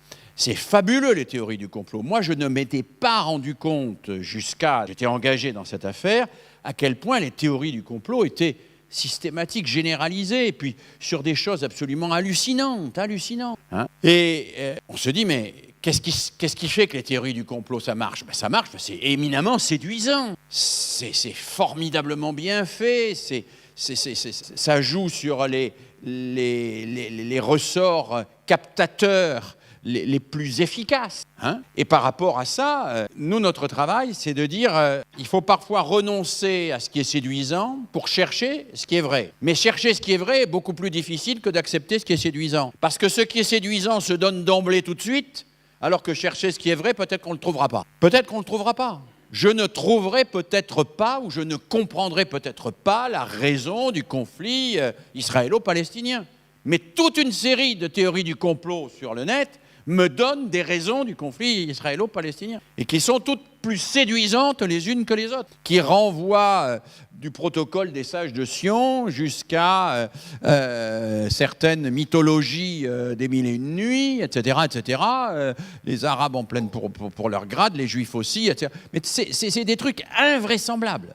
Invraisemblable. Ça vous explique avec certitude pourquoi on se bat au Moyen-Orient. Mais c'est pas vrai. Il faut renoncer à ces pseudo-certitudes pour rechercher la vérité qu'on ne trouvera peut-être pas. Ça, c'est une renonciation qui fait mal quand même. C'est une renonciation qui fait mal. C'est tellement plus agréable d'avoir des certitudes que de chercher une vérité qu'on ne trouvera peut-être pas. C'est la raison pour laquelle, dans cette société-là, il me semble que l'éducation doit militer sans relâche, dans la famille, dans l'école, dans les tiers-lieux, pour la clarté de la formulation, pour ce que j'appelle dans mes travaux la fermeté linguistique, c'est-à-dire le fait d'être précis dans les mots que l'on emploie quand on veut parler de quelque chose, sur la construction des formes de débat qui soient respectueux des principes de la probité. Alors la probité, que c'est la probité ? Alors moi j'emprunte cette notion à un grand pédagogue qui s'appelle Claparède, qui dit la probité, c'est le fait d'intérioriser la recherche de la précision, de la justesse et de la vérité, d'être au plus près du plus juste chaque fois. C'est le fait de ne pas s'exonérer des règles que l'on impose à son adversaire. C'est le fait de ne pas cacher une partie des informations si elles desservent notre propre thèse. Voilà un certain nombre de choses qui relèvent de ce qu'on appelle la probité. Cette probité, c'est une valeur moi, que j'assume comme étant une valeur morale, mais que je considère comme étant une valeur civilisationnelle, c'est-à-dire une valeur nécessaire dans l'éducation comme apprentissage, et nécessaire à former à travers la recherche documentaire, à travers la recherche historique, à travers la recherche dans le travail avec la nature, à travers l'expérimentation scientifique aussi. Parce que l'expérimentation scientifique a cette qualité extraordinaire, que les objets arbitrent. Quand, en tant que j'étais directeur de l'Institut national de recherche pédagogique, j'ai lancé une opération qui s'appelait la main à la pâte, et le prix Nobel Georges Charpak était venu me voir pour m'expliquer l'intérêt qu'il y avait. Alors il m'avait dit, il y a ce qu'il appelait de l'illettrisme scientifique. Et c'est vrai, aujourd'hui, 9 gamins sur 10 qui appuient sur un interrupteur, même s'ils ont passé 2 ou 3 années au collège où ils ont fait un peu de techno, ils ont oublié ça, ils ne savent pas vraiment comment ça marche. Je ne vous parle pas d'un va-et-vient. Mais au-delà de ça, me disait Charpak, il y a autre chose d'important. C'est que quand vous faites une expérimentation scientifique, que vous donnez à des gamins 2 piles, 8 fils et 4 ampoules, celui qui a raison, c'est pas celui qui gueule le plus fort, c'est même pas celui qui est le plus vieux, c'est pas celui qui a le meilleur diplôme, c'est celui qui branche les ampoules, les fils et les piles de telle manière que les ampoules s'allument. Il n'y a pas besoin d'arbitrage d'un adulte là. L'arbitrage, les faits vous le donnent. Alors attendez, les faits le donnent dès lors que l'adulte a conçu l'expérimentation scientifique. Bien évidemment, ce n'est pas une expérimentation scientifique qui tombe du ciel. Elle a été structurée, conçue et organisée par l'adulte. Mais c'est extraordinaire parce que c'est le respect de la véritable autorité, de l'autorité de la vérité. Et il y a quelque chose de fondamental là-dedans. On parle beaucoup aujourd'hui de la crise de l'autorité. J'en crois rien. Je crois qu'il n'y a pas de crise de l'autorité. La preuve, je sais pas, vous avez peut-être pas vécu ça à Vannes, mais moi j'étais plus au sud, là, de Lyon, il y a à peu près 18 mois de ça. Un jour, à partir du 24 juillet, tous les gamins de collège se sont mis à chercher des Pokémon. Tous, dans tous les coins de rue et partout. Alors qu'on ne me dise pas qu'il n'y a pas d'autorité. La seule chose, c'est que ce n'est pas les parents qui exercent l'autorité, c'est Monsieur Nintendo. Enfin, quand Monsieur Nintendo veut que tous les adolescents de France cherchent des Pokémon, il sait faire. Et ils sont très obéissants, les adolescents de France. Ils cherchent tous des Pokémon. Donc ils sont très dociles à Monsieur Nintendo. Le problème, c'est qu'ils sont dociles à Monsieur Nintendo. Ils ne sont pas dociles à des valeurs morales ou à un certain nombre de principes que nous les aurions aidés à construire. Je m'arrête. J'aurais eu beaucoup d'autres choses à vous dire, mais je vais vous les passer. J'enverrai le diaporama. Mais je voulais quand même vous passer la diapositive de conclusion. Voilà. Ne vous inquiétez pas, ça va venir. Je passe tout. J'allais trop vite tout à l'heure. Et je voulais terminer encore une fois par 2 citations. Vous savez, le pédagogue, c'est quelqu'un d'assez modeste. Dans la Grèce antique, c'est celui qui accompagne l'enfant vers le maître. Ce n'est pas le maître, le pédagogue. C'est un esclave qui accompagne dans la famille l'enfant vers le maître, vers le précepteur. Le pédagogue, c'est plutôt l'ancêtre des transports scolaires que l'ancêtre des professeurs d'université. Et moi, je me sens pédagogue au sens où parfois j'amène des gens vers d'autres gens. Et quelqu'un que j'aime beaucoup, parce qu'en matière d'éducation, je crois qu'il a vraiment compris beaucoup de choses, c'est Fernand Deligny, qui est aujourd'hui bien oublié, qui dans un livre, Graines de crapule, disait « Le plus grand mal que tu puisses leur faire, c'est de promettre et de ne pas tenir. D'ailleurs, tu le paieras cher et ce sera justice. » Je pense qu'il y a là une vraie question posée à tous les éducateurs dans la modernité aujourd'hui. C'est la question de la promesse que nous sommes capables de tenir. Je le dis souvent à mes collègues enseignants dans les établissements où je vais, dans les écoles avec lesquelles je travaille. Il vaut mieux un minimalisme obstiné qu'un maximalisme velléitaire. Les gens qui sont maximalistes et qui promettent tout, qui exigent tout, mais qui ne tiennent rien, il n'y a rien qui décrédibilise plus l'éducation, la pédagogie, l'école, l'institution. On ne peut pas demander à des jeunes, à des enfants de tenir parole si nous ne savons pas tenir la nôtre. Donc, promettons peu, mais tenons. Minimalisme obstiné plutôt que maximalisme velléitaire. Et puis la dernière citation qui nous fait remonter bien longtemps en amont. Nous sommes dans les années de la Révolution française, 1892. John Heinrich Pestalozzi essaye d'aller sauver des enfants à Stans, dans un village qui a été d'ailleurs complètement détruit par les armées du Directoire. Et il est là à travailler, et puis on le chasse, il va aller créer une école à Yverdon, il va essayer, son enseignement va peu à peu être connu, mais il va avoir le sentiment que personne ne l'écoute. Et À la fin de sa vie, il écrit ceci. Alors nous sommes au XVIIIe siècle, un jour, lorsque nos temps seront passés, lorsqu'après un demi-siècle, donc à peu près en 1850, vous voyez, 1860, une nouvelle génération nous aura remplacés, lorsque l'Europe sera tellement menacée par la répétition des mêmes fautes, par la misère croissante du peuple et par ses dures conséquences, que tous les appuis sociaux en seront ébranlés, alors peut-être on accueillera la leçon de mes expériences et les plus éclairés en viendront à comprendre que c'est seulement en anoblissant les hommes qu'on peut mettre des limites à la misère et aux fermentations des peuples ainsi qu'aux abus du despotisme de la part soit des princes, soit des multitudes. En anoblissant les hommes, moi je crois que cette formule est superbe, cette formule est belle. Anoblir les humains, c'est les aider à accéder à la pensée, à la culture, c'est les aider à résister à la facilité, c'est les aider à entrer dans la recherche. Alors la recherche, ce n'est pas le monopole des universitaires. La recherche, d'abord, elle se fait dans toute la société. Jamais que, je ne sais pas, Denis Papin n'était pas universitaire, il a inventé la machine à vapeur, ça a fait faire quelques progrès à l'humanité, enfin des progrès ou autre chose, j'en sais rien. Enfin, la recherche, ça existe partout, mais la recherche de la vérité, la recherche de solutions qui permettent de traiter les conflits sans en venir aux mains, de recréer cette table ronde dont parlait Marcel Mauss dans l'essai sur le don. C'est une recherche que nous pouvons tous partager et même partager avec nos enfants. Voilà, je vous remercie de votre attention. Je m'arrête là.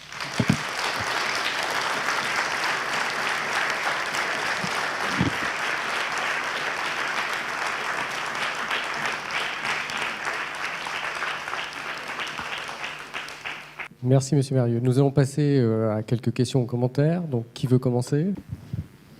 Bonsoir et merci pour cette brillante conférence. Ma question sera, je l'espère, impertinente, sans pour autant vouloir vous offenser. Ce que vous dites est-il nouveau ? Alors, je précise le fond de cette question. Il y a environ 25 siècles, Platon disait « Lorsque les pères s'habituent à laisser faire les enfants, lorsque les fils ne tiennent plus compte de leurs paroles, lorsque les maîtres tremblent devant leurs élèves et préfèrent les flatter, lorsque finalement les jeunes méprisent les lois parce qu'ils ne les connaissent plus, au-dessus d'eux, l'autorité de rien et de personne, alors c'est là, en toute beauté et en toute jeunesse, le début de la tyrannie. » Donc ça, c'était il y a 25 siècles. Un de ses successeurs, Montaigne, plus tard disait « Le monde est une branloire pérenne », dire en français plutôt moderne que c'est une balançoire qui change et avec un mouvement de balancier périodique. Il expliquait aussi qu'on ne cesse de criailler à nos oreilles comme ce qui verserait dans un entonnoir. Et donc cela, si on le remonte un peu au-delà de Platon, l'Ecclésiaste disait rien de nouveau sur le soleil. Donc je reboucle sur la question de base. Ce que vous nous dites est passionnant, fort intéressant, mais le monde a-t-il changé pour autant ? Et les recettes d'avant ne sont-elles pas aujourd'hui encore efficaces ? Alors, Platon, oui, bien sûr. Je vous invite, si vous ne l'avez fait, mais sans doute l'avez-vous déjà fait, à lire le très intéressant livre de Roger-Paul Droit qui est paru il y a quelques jours et qui s'appelle « Et si Platon revenait ?» et qui évoque les positions de Platon sur la question, même le texte même de Platon que vous avez évoqué et d'autres textes de Platon qui vont dans le même sens. Mais Roger-Paul Droit, qui connaît bien Platon, nous dit aussi que quand on regarde les propositions de Platon, en matière de régime politique, en matière de système des institutions. Si on lit par exemple les lois, qui sont le dernier livre de Platon, inachevé, on peut quand même se poser un certain nombre de questions sur la pertinence de ces propositions. Donc que Platon nous aide à ouvrir les yeux sur certaines dérives, oui, mais le Platon fasciné par Denis de Syracuse et la tyrannie de Denis de Syracuse, le Platon qui veut organiser une république entièrement entre les mains des philosophes, selon une hiérarchie qui va des philosophes aux soldats, aux marchands, etc., qui s'appelle République, mais sans la moindre once ni pincée même de démocratie, c'est un Platon qui aujourd'hui quand même mérite d'être entendu et revisité à la fin. Alors Montaigne, évidemment, la fameuse tête bien faite de Montaigne, dont d'ailleurs on déforme souvent l'origine. Quand Montaigne parle de tête bien faite plutôt que de tête bien pleine, il s'adresse à une de ses correspondantes qui lui a demandé quel précepteur avoir pour son enfant. Et il parle du précepteur et non pas de l'élève qui doit avoir une tête bien faite et non pas une tête bien pleine. Alors oui, tout ça, ce sont des choses... Ici, c'est l'Ecclésiaste, évidemment. Je dirais qu'il y a évidemment une dimension anthropologique à tout ce que j'ai dit qui donne peut-être l'impression que rien n'est nouveau sous le soleil. Au fond, aujourd'hui, les pires turpitudes que nous dévoilent les actualités ne sont pas grand-chose à côté de Macbeth. Sauf que Macbeth, il a l'arme atomique, quoi. Hamlet et les autres, ils ont des portables dans leur poche en permanence. Et qu'avec ça, ils peuvent filmer des choses un peu difficiles, les mettre sur les réseaux sociaux et provoquer le suicide de quelqu'un. Et que ces éléments qui ne sont pas en soi mauvais, après tout, la physique atomique a toute sa légitimité. Et certains pensent même que Hiroshima a permis d'économiser des millions de morts. Tout ça est discutable, on n'en saura jamais rien d'ailleurs.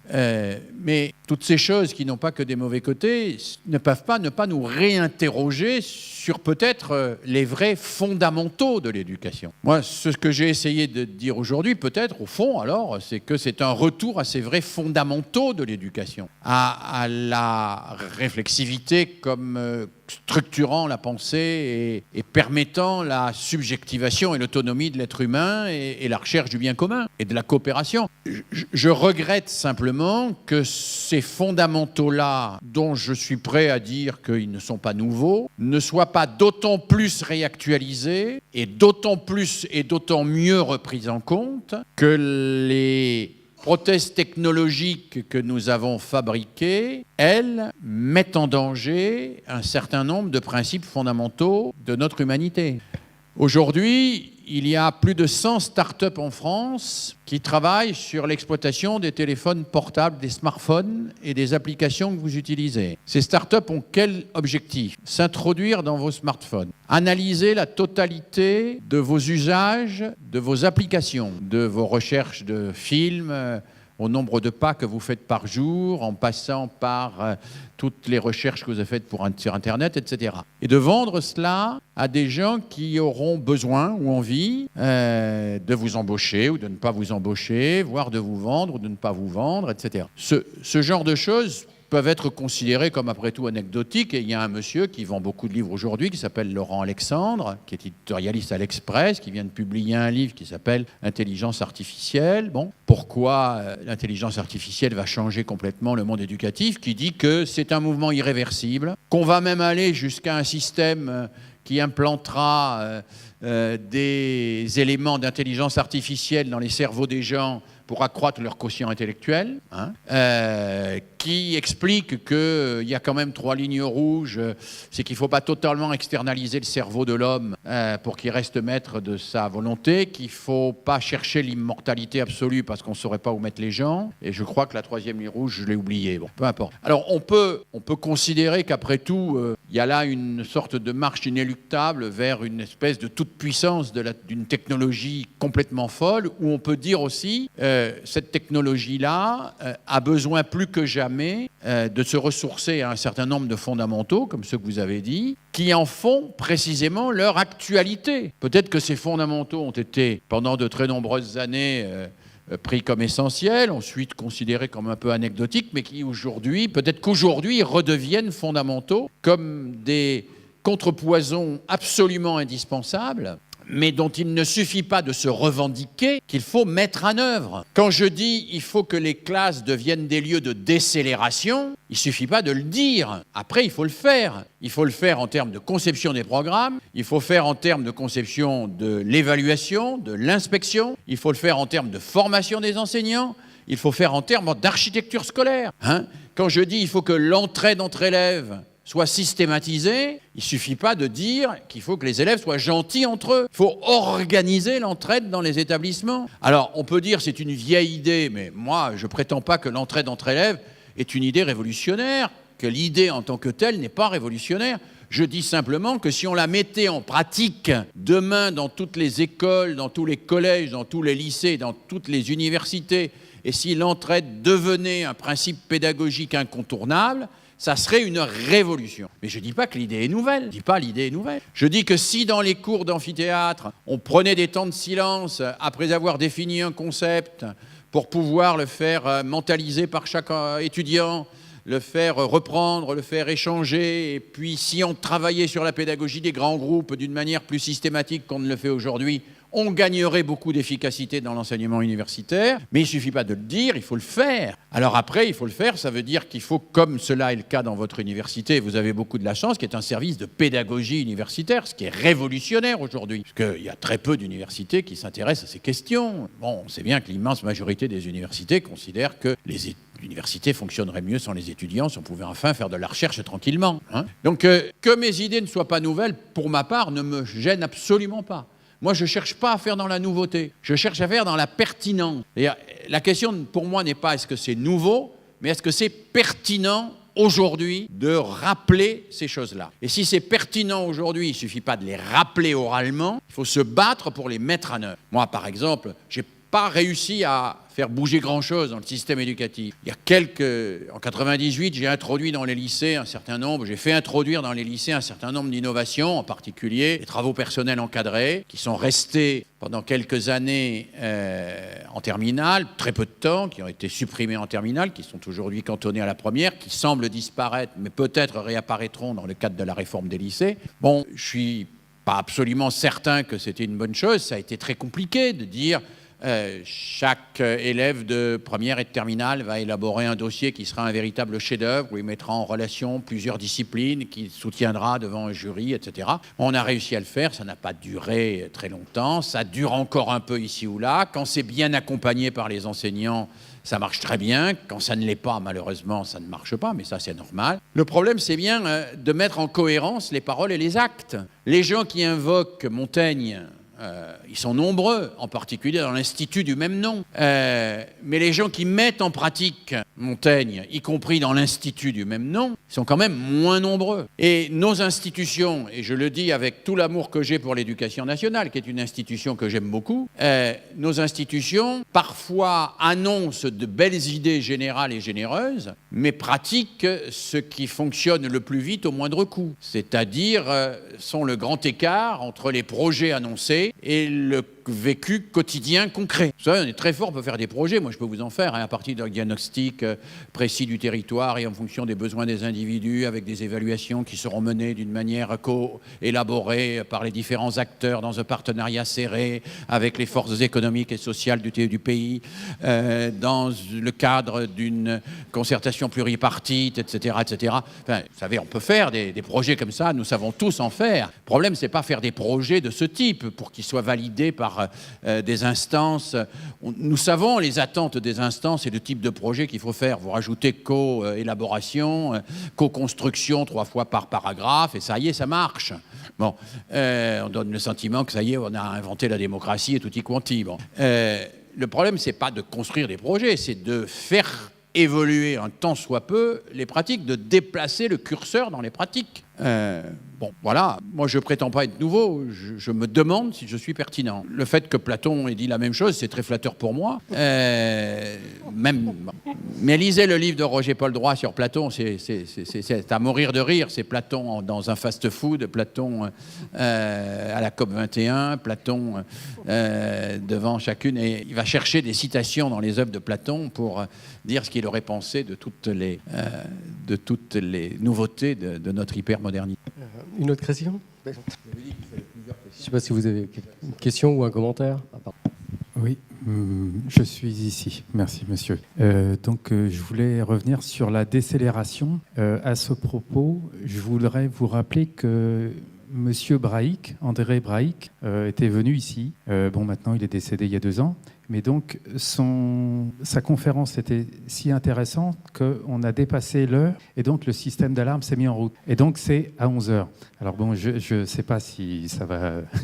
Mais donc alors, si vous voulez, Moi, je n'ai pas du tout suivi un cursus universitaire, mais par contre, j'ai des questions assez précises sur justement les jeunes, bon, déjà qui viennent d'un autre pays que nous, qui arrivent ici, qui se retrouvent... Alors, ce qui m'a bien plu, c'est l'expression sur votre tribu. Vous aviez dit qu'il fallait toute une tribu pour tout un village. Et il y a un proverbe africain, je ne sais pas s'il est tout à fait exact, mais qui est bien connu et qui dirait il faut tout un village pour élever un enfant. Ouais. D'accord, très bien. Donc, donc il y a ces jeunes là qui... Bon, j'ai failli en amener là ce soir, mais bon, en fait, l'État me l'interdit, donc je ne l'ai pas fait. Mais bon, bon bref. Mais bon, je vais passer sur un autre exemple. C'est les Français. Donc les Français qui sont, par exemple, à Notre-Dame-des-Landes, des jeunes qui ont fait un cursus scolaire, certains même assez poussé, mais qui refusent de faire comme je fais, donc 2 emplois, 240 heures, payer 7 € de l'heure. D'ailleurs, j'emmène les enfants à l'école en tant que conducteur scolaire. Enfin, je vais un peu vite.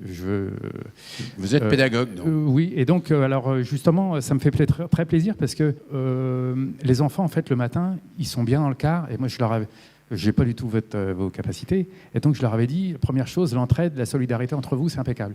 Et donc, c'est très bien parce que tous les matins, alors là, ce matin, qu'est-ce qu'on a tout à l'heure? Et donc, en fait, ils ne veulent pas sortir du car. Donc, vous êtes un vrai pédagogue. Oui, ils écoutent en plus France Culture, donc ils sont sur une bonne chaîne. Hein. Bon. Oui, alors, oui. Alors, donc, je voulais vous demander, qu'est-ce que vous auriez comme... Enfin, je voulais, en fait, vous inviter à Notre-Dame-des-Landes, si vous voulez venir, pour... trouver, parce qu'en fait, là, ce week-end, si vous voulez, bon, moi j'y vais depuis assez longtemps, donc oui, excusez-moi. Donc la ministre a dit aujourd'hui qu'une bibliothèque, ça pouvait être partout à la campagne, donc aussi là-bas. Je voulais savoir si vous aviez une solution pour ces jeunes qui en fait fuient l'esclavage contemporain, donc petit salaire, et donc qui se retrouvent ensemble, tous, comme dans un village. Et donc, si vous voulez, moi, ça m'a un peu choqué. Bon, je vais pas répondre à votre question complètement, parce qu'elle comporte de très nombreuses facettes. Alors oui, je suis allé à Notre-Dame-des-Landes. J'y vais moins facilement que vous, parce que j'habite à Lyon, donc c'est un tout petit peu plus loin. Mais j'y suis allé, j'y ai même planté un arbre. Donc, je n'ai pas j'ai pas de refus par rapport à ce type de résistance. Alors vous parlez, c'est la partie peut-être sur laquelle je peux le plus m'exprimer, vous parlez de ces jeunes qui refusent de rentrer dans ce qu'ils appellent le système. Hein. Je crois qu'ils sont de plus en plus nombreux, effectivement. J'ai fait une étude d'ailleurs dans mon laboratoire avec 2 de mes étudiants sur les jeunes diplômés qui se reconvertissent, y compris parfois dans des métiers qu'on appelle manuels, qui deviennent... alors certains agriculteurs, effectivement, mais d'autres ferronniers, mais d'autres ébénistes, mais d'autres artisans, d'autres plâtriers, etc. Et pour tout vous dire, j'ai même un fils aîné qui est dans cette situation-là, puisqu'après une maîtrise d'histoire, il est reparti dans un tout autre métier et à un niveau social considéré comme beaucoup plus bas. Et avec des émoluments bien moindres que ceux d'un professeur d'histoire-géographie débutant au lycée, ce qui n'est pas peu dire en France. Donc je crois qu'il y a ce mouvement réel qui est en train de se passer. Il ne concerne pas 100% des jeunes. Il concerne quand même un nombre assez significatif de jeunes qui portent cette idée que la réussite sociale, ils n'entrent pas dans le modèle concurrentiel, de concurrence acharnée, qui est le modèle qu'on essaye de leur vendre, hein, le modèle où les perdants sont des exclus. Voilà. Et ces jeunes-là, moi quand j'étais vice-président de la région Rhône-Alpes, chargé de la formation tout au long de la vie, j'avais mis en place un programme pour les aider. Pour les aider, y compris pour les aider à découvrir des choses qui pouvaient les aider à trouver des formes d'institutionnalisation de leur engagement. Parce que le problème de ces jeunes-là, c'est que souvent ils sont seuls, ils ne sont pas outillés, ils ne savent pas ce que c'est qu'une SCOP, ils ne savent pas toute une série de choses. Non. Ceux de Notre-Dame-des-Landes sont une exception dans cette affaire-là. Je parle des jeunes qui prennent une décision à un moment donné, qui parfois s'engagent dans une vie dans laquelle il n'y a pas de continuité. Je pense à toutes ces expériences de jeunes qui abandonnent leurs études universitaires, qui vont faire un petit boulot, qui vivent en compagnonnage avec une jeune femme ou un collègue, qui ont un enfant qui retape une maison, puis qui se décident et qui refont un groupe de musique, et puis qui après se demandent s'ils vont pas faire de la restauration de meubles anciens, puis qui font un peu d'agriculture bio, etc. J'en connais beaucoup de ces jeunes. C'est la raison pour laquelle, par rapport à tous ces jeunes-là, je défends, mais ce n'est pas l'objet de la conférence de ce soir, donc je ne vais pas en parler autrement que de manière allusive, l'idée d'un revenu universel. L'idée d'un revenu universel qui permette à tous ces gens d'être de manière égale reconnus comme ayant une dignité et des moyens leur permettant de vivre. Voilà. Alors, il y a eu un débat là-dessus à l'occasion des présidentielles. Moi, j'étais partisan de cette mesure et je reste partisan de cette mesure. Je pense qu'elle a été très mal présentée, qu'elle a été extrêmement mal proposée, que les arguments en face étaient caricaturaux et que tout ceci mériterait d'être revu et repensé, retravaillé à l'occasion de débats sereins, tranquilles et dans une perspective à plus long terme que la perspective à très court terme dans laquelle nous sommes aujourd'hui. Voilà. Mais je ne veux pas en dire plus parce que ce n'est pas le sujet et que ça m'entraînerait sur des terrains qui ne sont pas ceux pour lesquels vous êtes venus ce soir. Et je peux me tromper en plus là-dessus n'étant pas un économiste. S'il y a des économistes dans la salle, je sais que le débat économique est très vif là-dessus. Bonsoir, merci pour votre intervention. Je voudrais juste savoir dans quelle mesure, est-ce que vous seriez favorable, vous défendriez l'enseignement de la pensée critique des neurosciences à l'école? C'est-à-dire, en gros, pour aller dire aux enfants, déjà essayer de leur expliquer un petit peu comment marche leur cerveau, parce qu'ils vont devoir s'en servir quand même pas mal de temps, surtout. Et donc, comment marche le cerveau et comment on s'en sert correctement, quoi. Est-ce que vous seriez favorable à ce qu'on enseigne ça? Et donc, évidemment, qu'on forme les enseignants à enseigner ça. Je ne sais pas trop que répondre à cette question parce que ce que nous apportent les neurosciences aujourd'hui est à la fois extrêmement précieux et extrêmement ténu. C'est pas du tout un reproche que je fais aux neurosciences d'ailleurs, mais extrêmement ténu. Et puis, je suis quand même un peu inquiet qu'elle se présente comme hégémonique, qu'elle considère par exemple que toute l'approche psychanalytique issue du freudisme, de Lacan, etc. n'a plus lieu d'être aujourd'hui et que ce sont des vieilleries sans intérêt, que l'approche de Winnicott ou la théorie de l'attachement sont des choses qui sont des vieilleries sans intérêt. Je suis un peu ennuyé de cette hégémonie-là.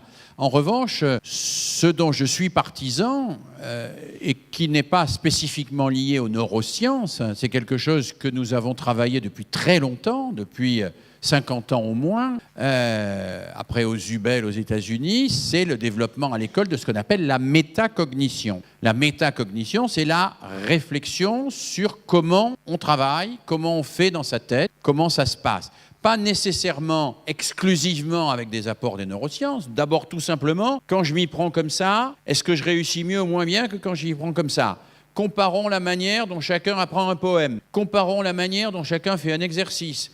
Comment on va réviser un contrôle? Comment on fait pour réviser un contrôle? Qu'est-ce que ça veut dire réviser un contrôle? C'est se mettre dans la peau d'un professeur sadique qui chercherait la pire des questions qu'on pourrait poser à un élève qu'on voudrait absolument persécuter. Ça, c'est réviser bien son contrôle. Donc, mettons-nous dans la peau du professeur sadique qui chercherait la question la pire pour des élèves qu'on voudrait persécuter et formulons cette question. Quand on a fait ça, on a révisé son contrôle parfaitement. C'est chercher comment ça, on fonctionne mentalement. Moi, je ne dirais pas cérébralement, parce que je pense que cérébralement, on a encore beaucoup de connaissances à avoir et beaucoup de choses à faire. Il y a quelques éléments sur le bien-être intellectuel, les travaux de Catherine Guéguen, par exemple, qui sont des travaux que j'estime tout à fait, qui peuvent être compris par des enfants. Mais se poser la question du rapport entre comment je m'y prends et où j'arrive, c'est possible dès la maternelle, dès la petite section de maternelle. Je voyais l'autre jour des institutrices qui apprenaient à des enfants à mettre leur manteau, en aidant chacun à trouver la bonne stratégie pour mettre son manteau, et en réfléchissant sur si tu t'y prends comme ça, tu obtiens ça, etc. Ça paraît rien, c'est structurant d'une manière fondamentale. Voilà, donc ça, j'en suis tout à fait partisan et je pense que c'est tout à fait essentiel. Mais si j'avais une priorité, ce serait celle-là, la métacognition, et j'y ajouterais le débat philosophique. Le débat philosophique ou le débat à visée philosophique, comme on dit aujourd'hui, pour la pensée critique. Le débat, c'est-à-dire on discute, mais on se donne des règles extrêmement précises pour discuter. Je ne crois pas... Je vais vous choquer, hein. Je ne crois pas à la spontanéité enfantine. La spontanéité enfantine est une idée des adultes. La spontanéité enfantine, c'est une reconstruction a posteriori. Je crois qu'il n'y a de la véritable créativité que parce qu'on bride la spontanéité, qu'on institue des contraintes, qu'on met des règles et qu'on peut par cela s'exaucer au-dessus de la spontanéité. Sinon, c'est du cliché, la spontanéité. C'est... une espèce de pataugeoire dans ses fantasmes et ses problèmes personnels. Mais je crois qu'on peut débattre. Par exemple, j'assiste régulièrement à des discussions à visée philosophique avec des classes de CP, avec des classes de CM1, avec des classes de 3e, avec des classes de lycée professionnel, puisque vous savez que malheureusement, il existe entre un tiers et un quart des lycéens qui ne font pas de philosophie, les lycéens de lycée professionnel, parce qu'on pense probablement que les questions de la vie, de l'amour, de la mort ne les concernent pas, vu qu'ils sont au lycée professionnel, et que donc ils n'ont pas droit à réfléchir à ces problèmes-là. Bon, vu que ce sont des manuels, hein, forcément ils ne peuvent pas être concernés par des questions importantes, hein, qui sont réservées à l'élite. Donc je fais du travail avec ces gens-là. Il y a un inspecteur général de philosophie, l'inspecteur Poirier, ici dans la région d'ailleurs, qui avait fait un très très gros travail avec des lycées professionnels, qui avait montré que c'était très efficace et qu'ils étaient beaucoup plus demandeurs que les lycéens d'enseignement général d'ailleurs. Mais à condition de structurer. Ce n'est pas une discussion du café du commerce, une discussion à visée philosophique. Dans une discussion à visée philosophique, quand on s'oppose à l'opinion de quelqu'un, on s'oblige à la reformuler et à lui demander si on a bien compris ce qu'il voulait dire d'abord. Quand on s'est assuré que l'autre que nous avons bien compris ce qu'il voulait dire et qu'on dit bien la même chose sous les mêmes mots, on peut entrer dans une contradiction. On s'arrête de temps en temps, on fait le point. On prépare la discussion en donnant le thème à l'avance et en prenant des notes et en mettant des notes sur un papier. Tout ça, ça se structure, ça s'organise, ça se pense et ça se travaille. Le fait d'imaginer que de mettre des enfants en disant, je sais pas, comme quand j'étais jeune, est-ce que l'amitié est possible entre garçons et filles? Allez, on va discuter pendant 1 heure là-dessus. Sans règles, sans trucs, ça veut dire quoi? Ça veut dire que les grandes gueules parleront, que les autres feront quelques mots d'esprit et que personne n'aura vraiment progressé d'une manière critique dans sa tête. J'écris récemment la postface d'un livre qui propose précisément de développer les discussions à visée philosophique avec les élèves très tôt. Et j'ai fait un tout petit texte de conclusion à la demande des auteurs, qui d'ailleurs sont tout près d'ici à Nantes, et que j'ai simplement appelé « Au plus près du plus juste ». Apprendre à parler au plus près du plus juste, c'est-à-dire apprendre à ne pas dire des choses approximatives, apprendre à être rigoureux dans sa formulation, à intérioriser cette idée que on ne peut pas se débarrasser d'un problème par un trait d'humour, par un truc, mais qu'est-ce que tu veux dire et qu'est-ce que j'ai compris. Et tout ce travail-là, pour moi, c'est ça la pensée critique. Hein. C'est la pensée qui va chercher à introduire de l'exigence au lieu de patauger dans la facilité. Et dans la facilité qui sera ensuite exploitée par les joueurs de flûte de toutes sortes. Parce qu'à cet égard, les joueurs de flûte mercantiles, les joueurs de flûte sectaires, etc., qu'est-ce qu'ils exploitent tous chez les gamins? La facilité, l'adhésion immédiate, l'adhésion non critique. C'est ça qu'ils exploitent. Tous les joueurs de flûte du monde exploitent l'adhésion non critique des gamins. Et j'ai parlé de la discussion à visée philosophique maintenant, parce que j'en ai pas parlé tout à l'heure, mais tout à l'heure j'ai parlé de l'expérimentation scientifique, du travail avec la nature, etc. Tout ça, c'est essentiel. Mais tout ça, pour revenir à ce que disait monsieur, il ne suffit pas de le dire. Le problème, c'est de le faire. Et que moi, ma question, c'est comment on fait pour s'avancer vers ça concrètement aujourd'hui? Alors moi, je n'ai pas de responsabilité, j'en ai eu il y a longtemps, mais je pense qu'il y a le niveau politique, il y a le niveau administratif, et puis il y a le niveau de chaque enseignant et de chaque parent et de chaque animateur avec ses gamins. Et qu'il y a toujours une porte ouverte. Vous savez, je cite souvent cette scène de l'ange exterminateur de Buñuel, où ces gens sont enfermés dans cette pièce et ils sont prêts à s'entre-déchirer parce qu'ils ont peur d'être totalement enfermés et d'en venir à l'anthropophagie, jusqu'au moment où l'un d'entre eux a l'idée d'aller voir si les portes sont réellement fermées et découvre qu'elles sont ouvertes, ou en tout cas qu'il y en a au moins une ouverte. Je pense que trop souvent, on décrète d'avance que les portes sont fermées, alors qu'il y a des portes qu'on pourrait facilement ouvrir, mais on s'est censuré soi-même sur sa capacité à les ouvrir. Et que c'est une frontière intérieure que nous avons aussi à travailler pour nous autoriser à ouvrir des portes. Voilà, d'autres... Alors, Monsieur Mérieux, je pense que nous allons terminer sur cette belle conférence, en tout cas, où vous partagez avec passion votre métier, votre réflexion et une pensée qui, à travers le travail d'Olivier, résistera sur YouTube ou sur des systèmes ou des réseaux sociaux. En tout cas, vous pourrez revoir cette conférence. Merci encore. Et je vais passer la parole à mon collègue ensuite.